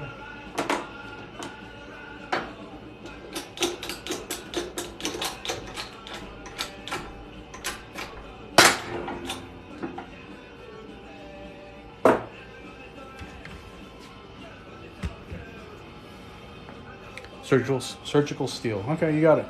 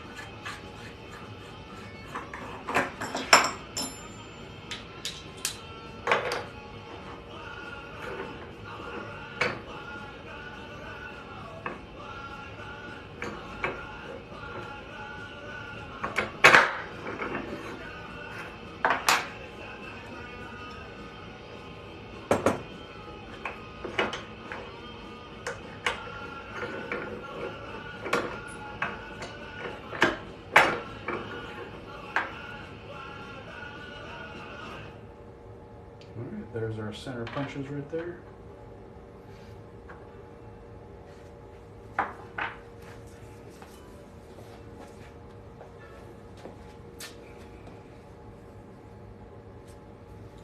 $19 millimeter, no problem.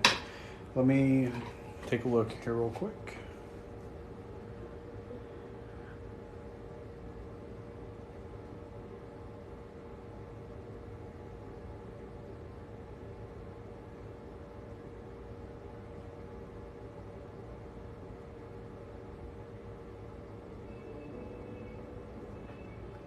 So 19 millimeter, I'm showing between a 9 and a 9 1/4. That shouldn't be a problem. It's currently sitting at a 9 1/2. So I'll dap it down just a little bit, and that'll give us the right size.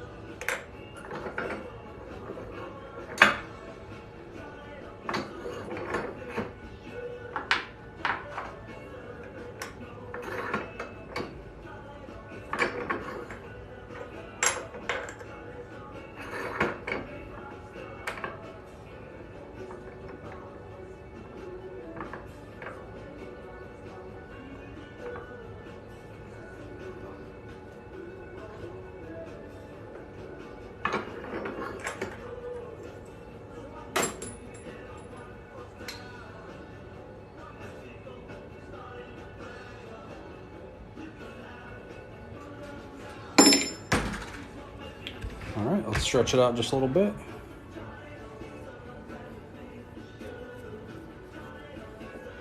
I'll probably be doing them Saturday, say Saturday morning.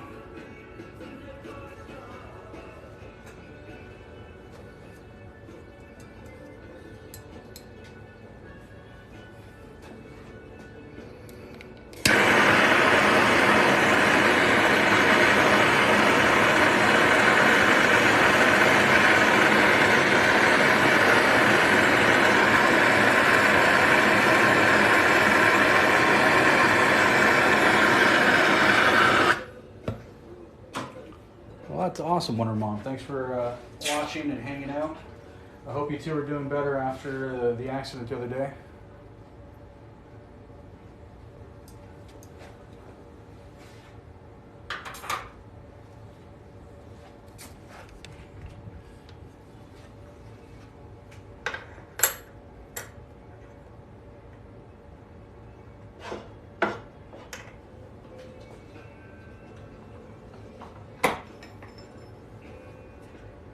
Has a little odd shape to it, so I want to straighten that out real quick.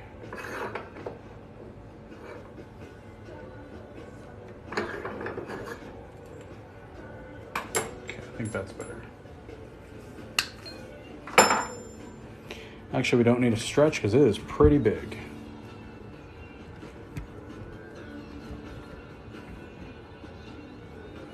After annealing, I just throw it in some water.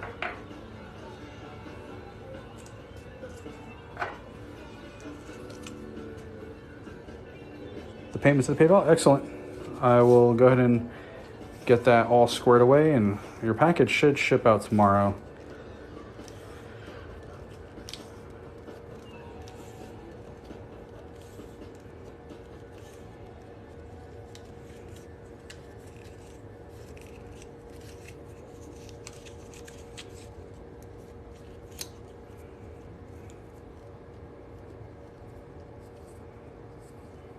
There we go.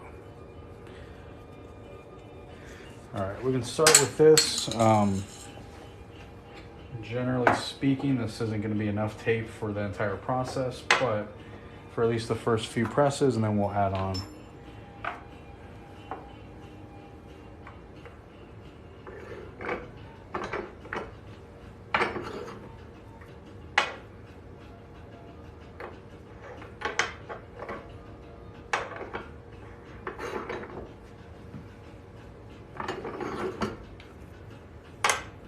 Before I go any further, let's add some more tape so that way I don't get into that design.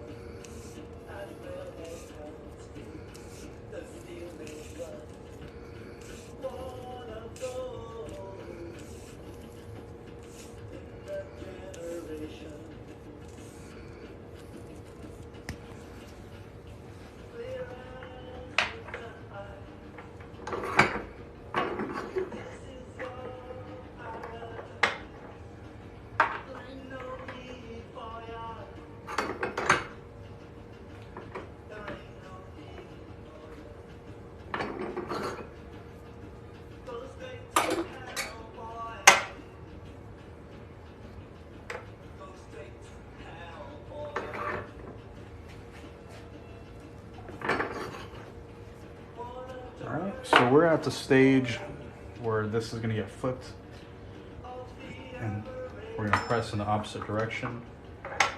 And of course, it likes to get stuck. All the rings, they all get stuck at the same spot.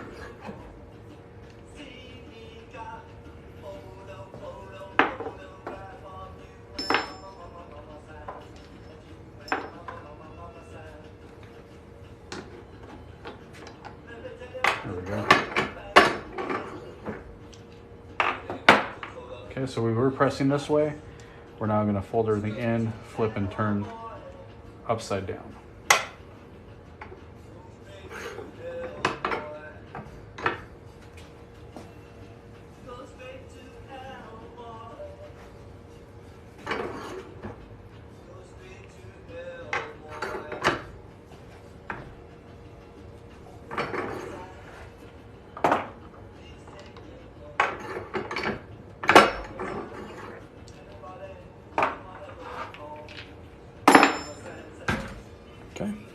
see what we've got.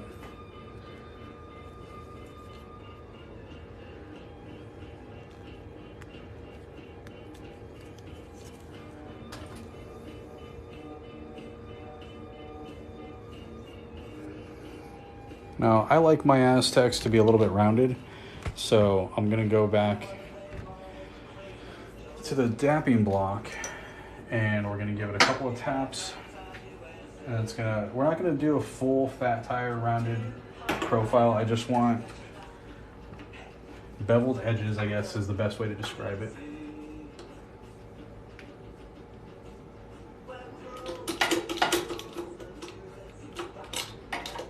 Just a little bit of a press. Normally if I was doing like a fat tire, I would press until it like half of it went into the cube. In this instance, I just want to see it drop just ever so slightly. And that's what the profile looks like that I prefer.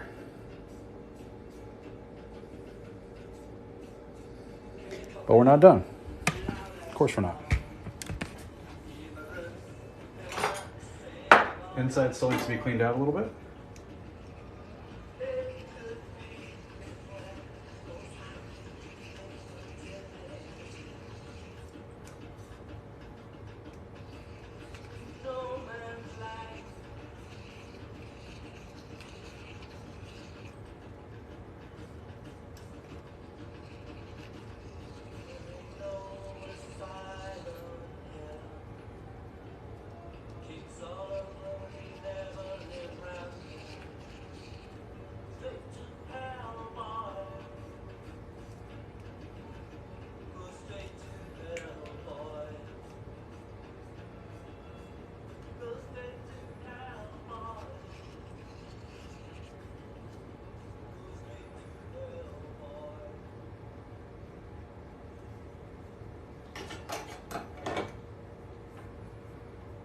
Okay, perfect.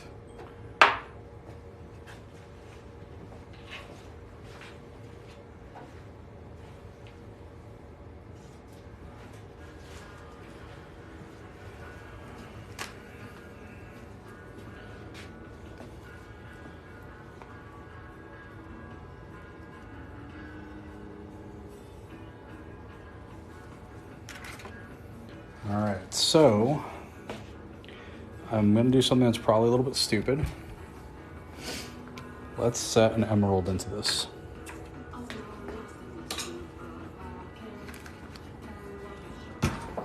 Thank you, Wyatt. Thank you for all those gifts. Appreciate that. Oh, but before we set the stone, I do want to antique it. So we throw that in here real fast. And while we wait for the antiquing to happen, we can pick up the stone, get everything set up. Remember a little bit of heat.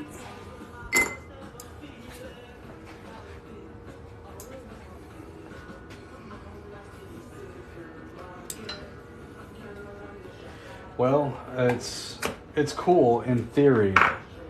However, I have set 0 emeralds successfully. I have cracked every single one I've tried. Oh, except for one. I have 1 success under my belt. So, that's where the stupid comes in. Because I could easily go for a sapphire. I could go for a cubic. I could press the crap out of those all day long and be fine.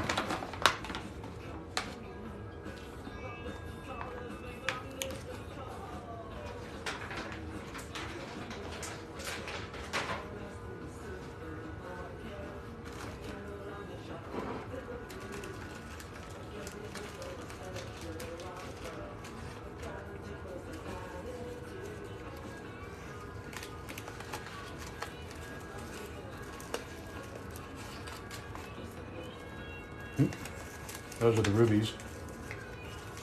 You don't want to go through those.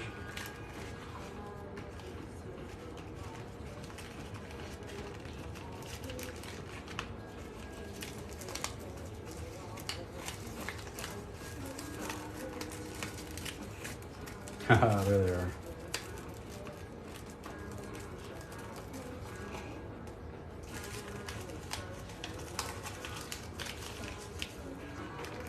I really should be putting this type of stone into a cloth setting or something.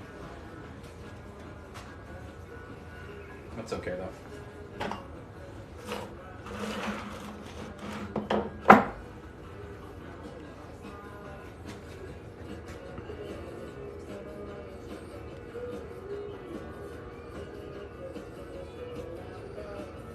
I practiced enough being gentle yesterday. I'm good.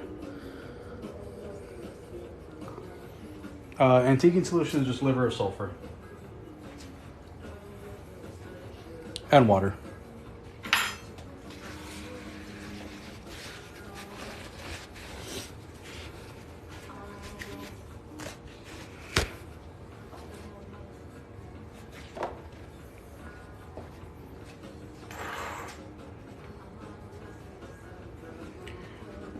How much is an emerald of that size? It depends on where you get them. I paid...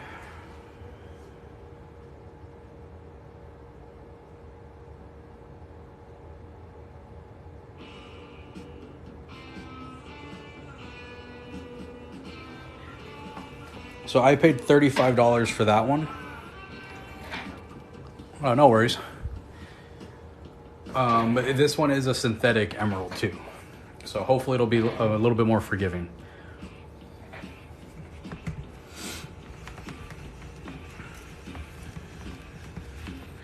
Johnny, how are you doing, buddy?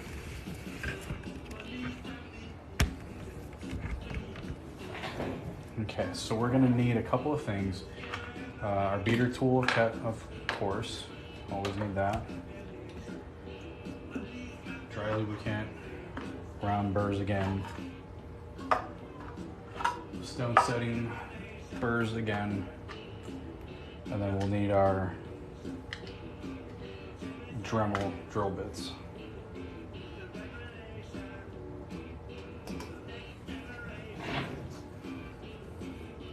I'm doing well, thank you.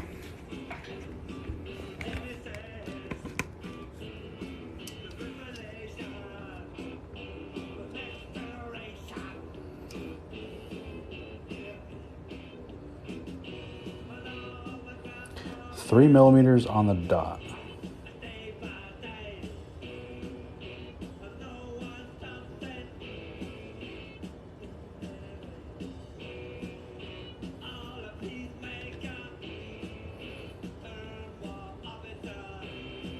Cool.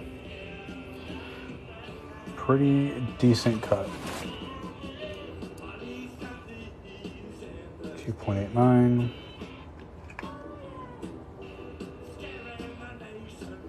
Okay, so we're gonna go with the 2.89 and work our way up. Round bit, 1.3.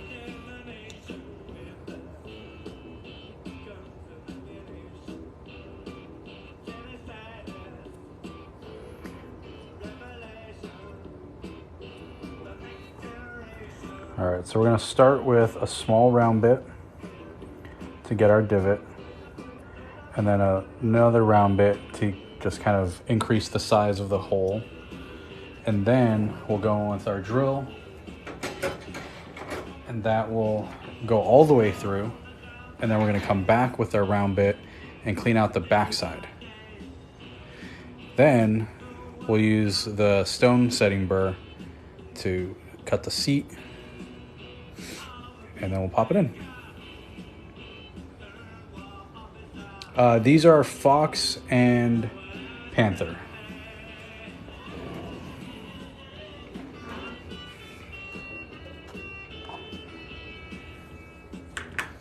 All right, let me check the ring and see how oxidized it is. Ooh, that is ugly. I love it. Let's give it a little bit more time though, because it's not quite dark enough.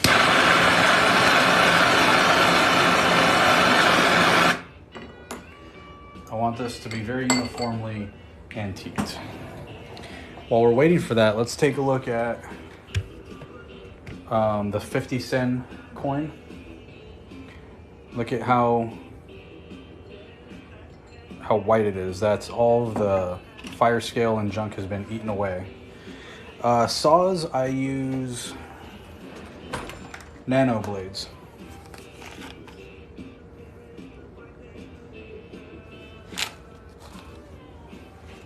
Yeah, it's kind of hard to see on camera, but if you look really close, whoops, let's zoom in this way. You'll see some beading around the edges that folds right over what's called the girdle of the stone and holds everything tight.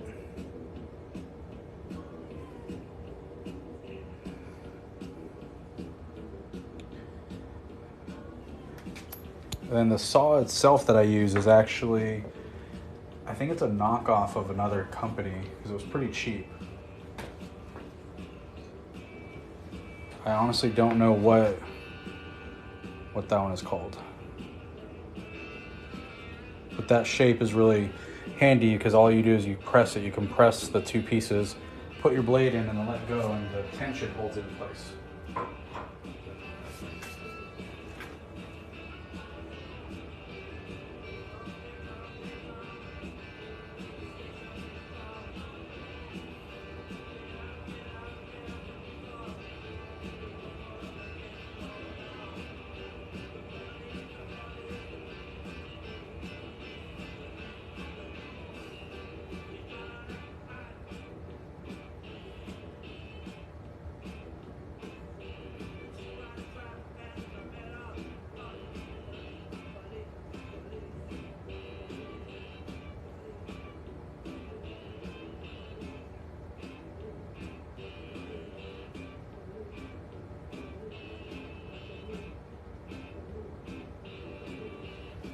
Okay, let's check the ring one more time. Oh, the haymaker's much bigger. That is the saw though. Like if I go back and buy another saw, it's gonna be a haymaker. Very cool pieces. All right, the ring's got a little bit of coppering, a little bit of antiquing. I'm okay with that. I like that look. I'll show you here in a second what that means.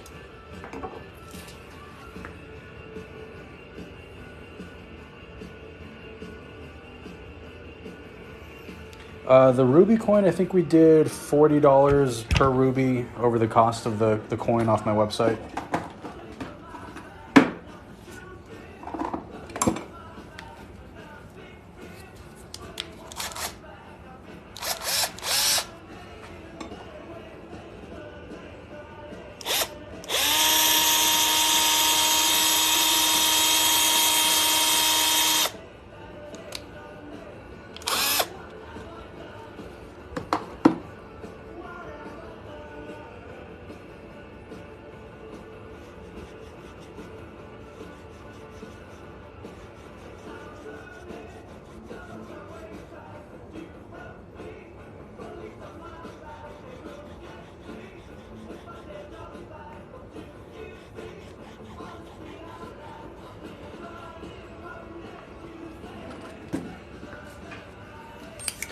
Let me grab all that.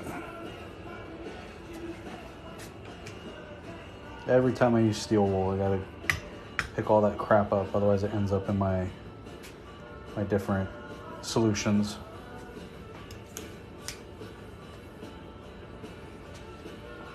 Hey, Twisted Rush. What's up? We're making an Aztec calendar coin ring. There it is. But we're also going to set a stone into it, so let's do that.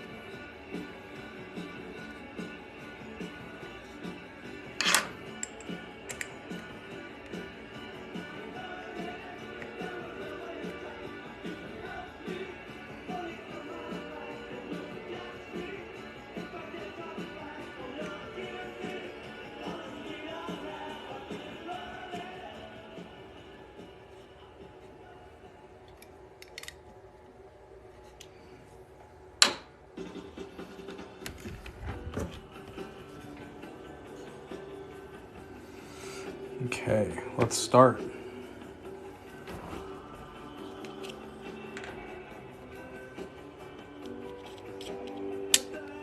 So first the divot.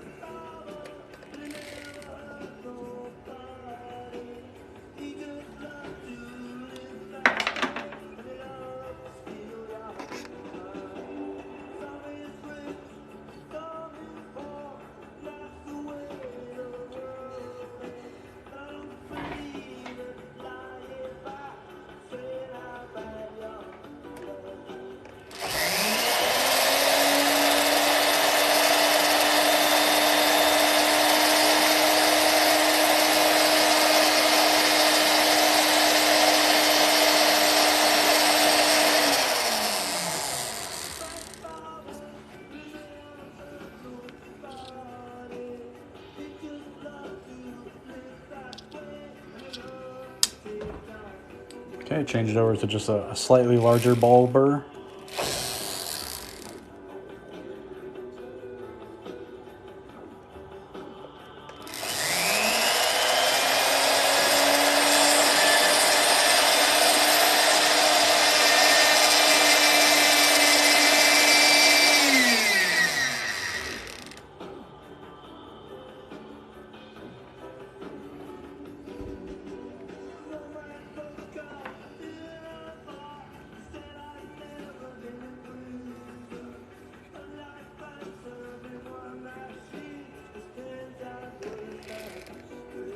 This is Pepe Lube.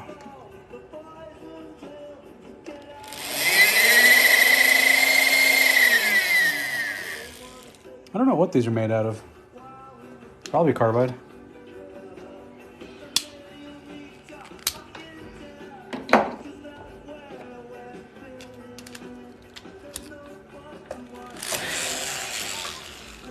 All right, switching over to another hand piece that'll accommodate for these stupid Dremel bits.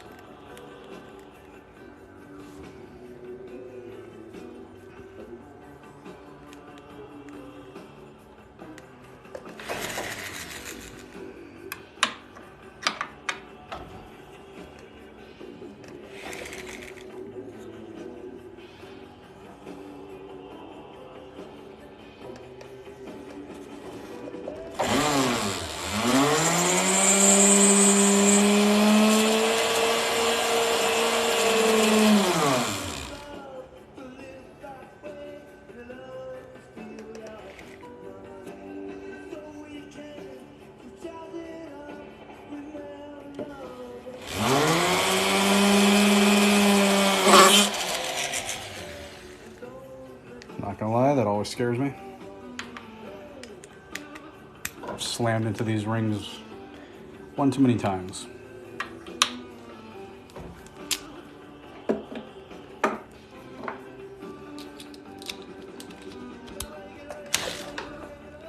All right, so this part kind of sucks. I got to take the ring out of the ball vise in order to access the back where I just plunged the drill bit through.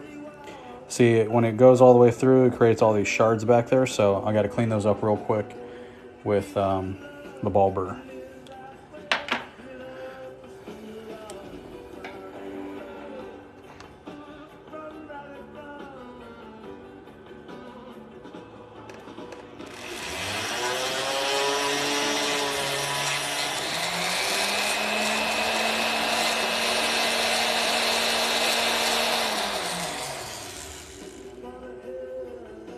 Okay. Doesn't take much, but it is kind of annoying that you have to take it out.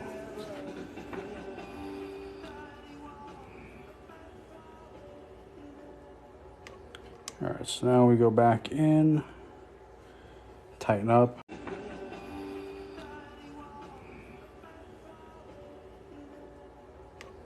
All right, so now we go back in, tighten up. And this is where things start to see the finish line. The finish line of either a cool ring with a stone in it or a future piece of silver art that's going to get melted down. Just depends on how this all goes.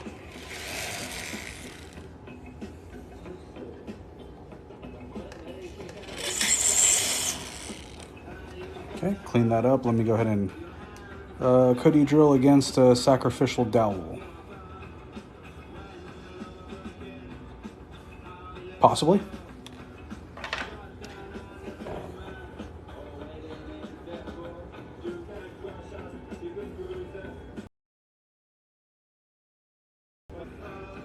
It was low power mode, sorry about that.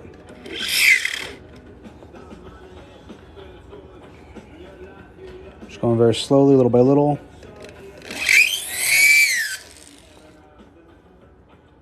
That was an awful sound, I agree.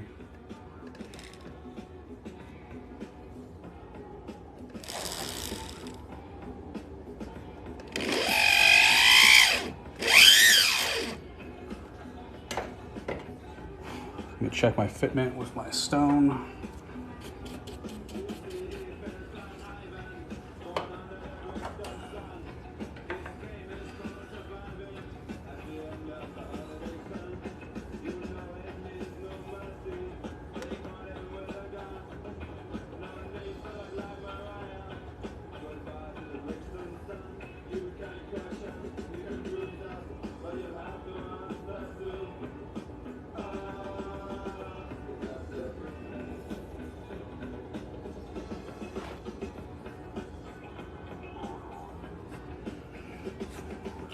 Getting close.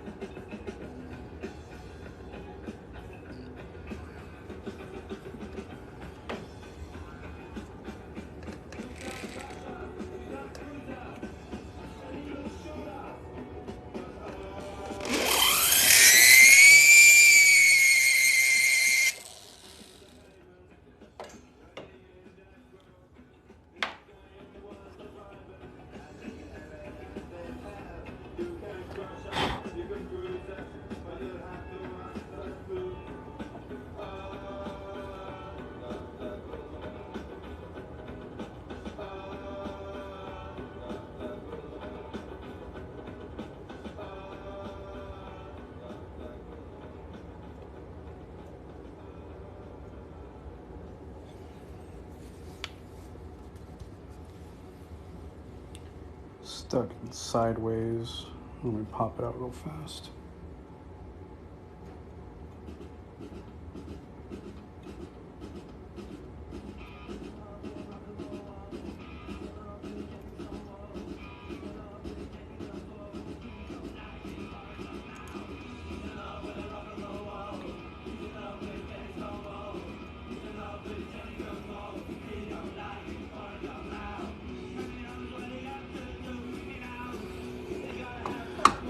Of course, I gotta take it out so I can pop it out from the back.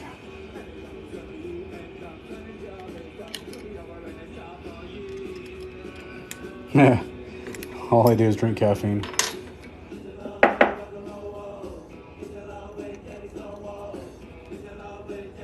Alright, let's try this again. Hopefully this time it goes in the way it's supposed to, instead of sideways.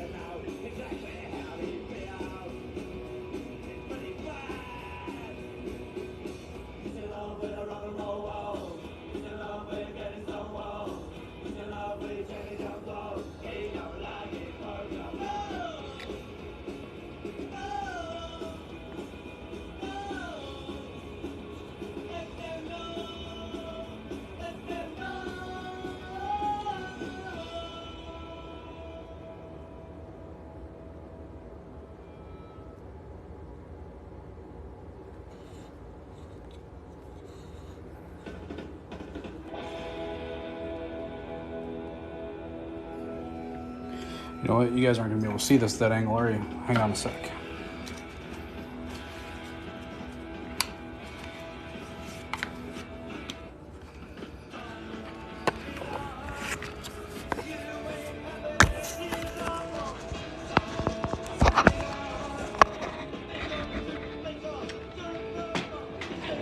Hopefully you'll be able to see all that's happening.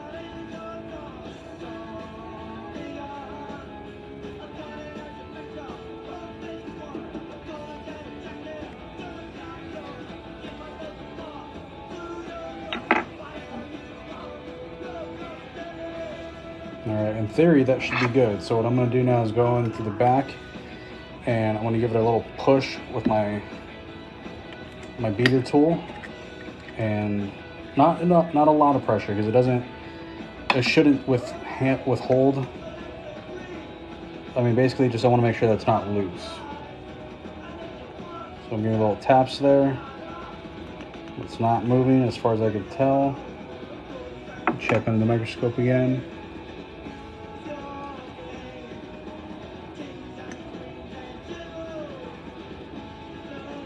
Looks just like I left it. Perfect.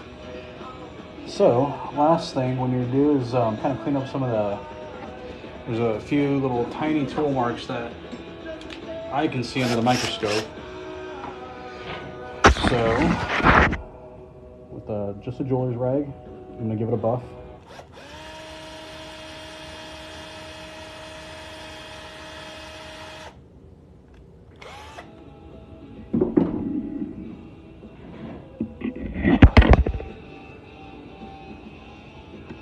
And there it is. Flush mount, synthetic emerald, AAA grade.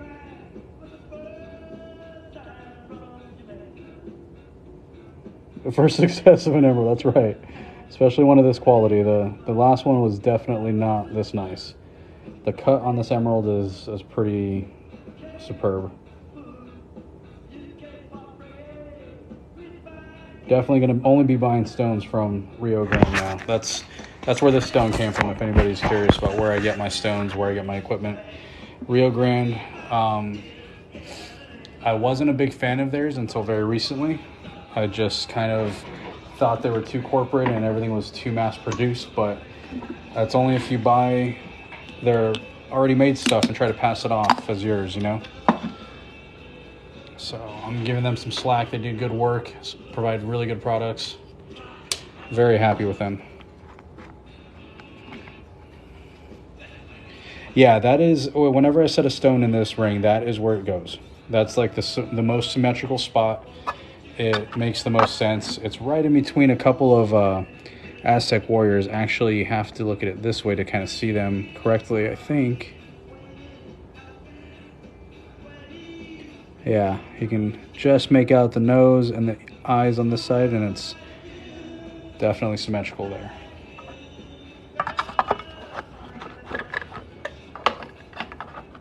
Yeah, they carry all the equipment and tools I didn't know I needed.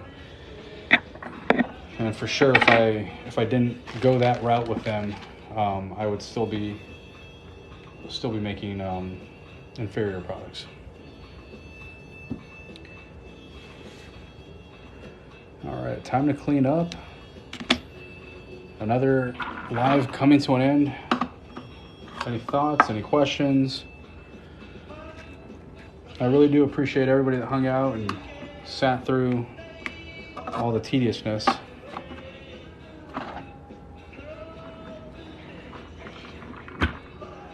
Actually, the rings will polish when you wear, because these are pure silver. They're not sterling silver. Sterling is what tarnishes over time, and I get that question a lot, and I never really understood where it came from. But sterling flatware, for example, needs to be polished all the time. If you're somebody who grew up with grandparents that had silver that never used it, you probably saw a lot of gross, nasty silver. That was all sterling. Pure silver, like this ring, won't tarnish. It also won't tarnish your skin. It's hypoallergenic. It is soft, so these 1 ounce big old rings here are the best option in my opinion, because they can take a beating. They're not going to bend or anything like that. They are a little bit bulky, but that's kind of the trade-off.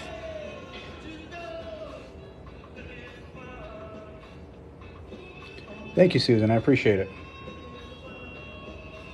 So a quick recap like we usually do. Let me pull out everything that we worked on and where we're going with the next products. So obviously we just finished this one.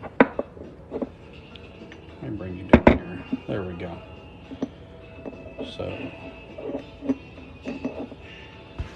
just finished that.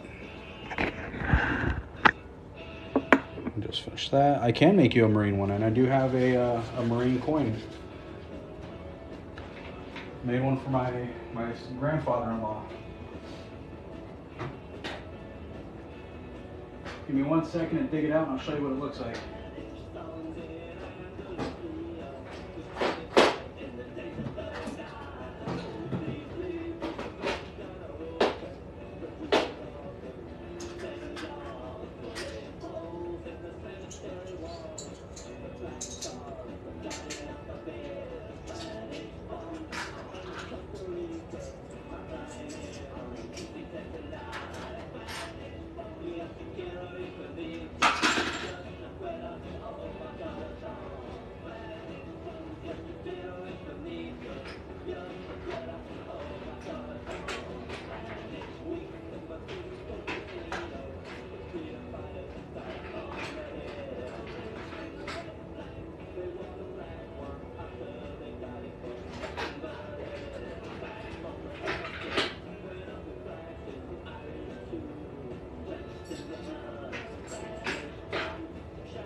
Here we go. So this is the one and only Marine Corps coin that I have at the moment. Hey baby, how's work going? Actually, I made this for Amber's grandfather. These the person I was talking about. Came out pretty good, I think. You'll have to deal with the backside saying United States Navy, but that'll be on the inside, so all good.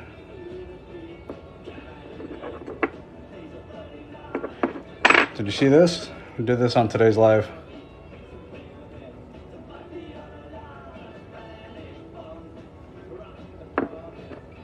And then for Lego, we've got the pendants done.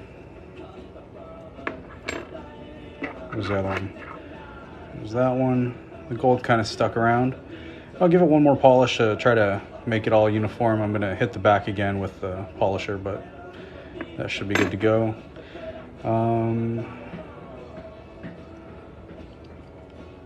I made myself one of these. Got to get some pictures for the website. I'll start offering this as an option, a set stone in the Aztecs. I've done it in the past for clients, so I just never had it listed. But we'll do that. Oh, the blossom ring, yes. Let's pull that out real quick.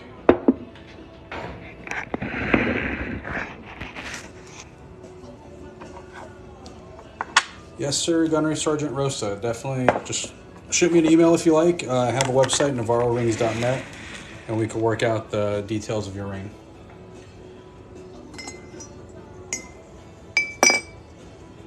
All right, so I'll give you a good idea of what the ring is going to look like. I still, like I said, want to polish it,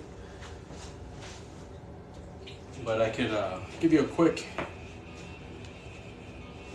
polish with stainless steel or with steel wool, and that'll show us what it looks like. Take care, sir.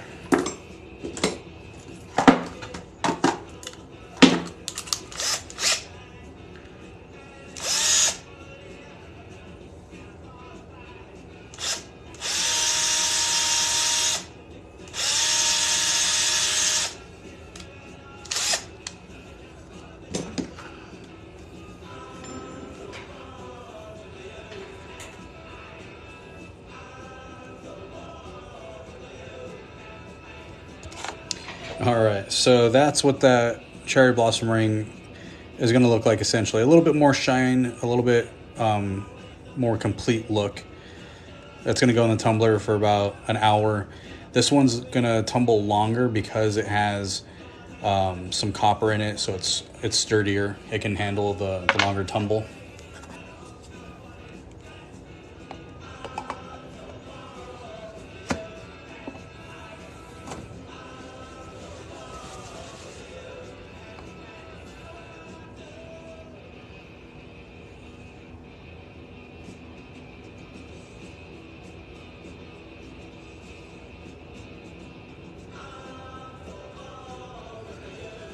All right, so I think I'm gonna call it. Gonna take a break, and I'll be back on Saturday if you want to join. Saturday's itinerary, I think we're gonna be making earrings out of these two, and I'll probably make some more chain rings.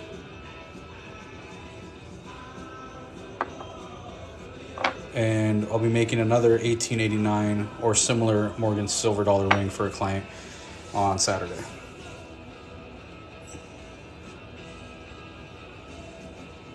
All right, thanks everybody.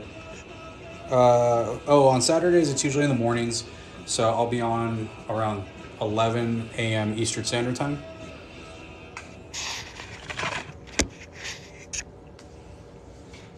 Let's get one more look at that. That was cool. All right, everybody. I'm done showing off. I'll see you later. Appreciate your time. Have a good night.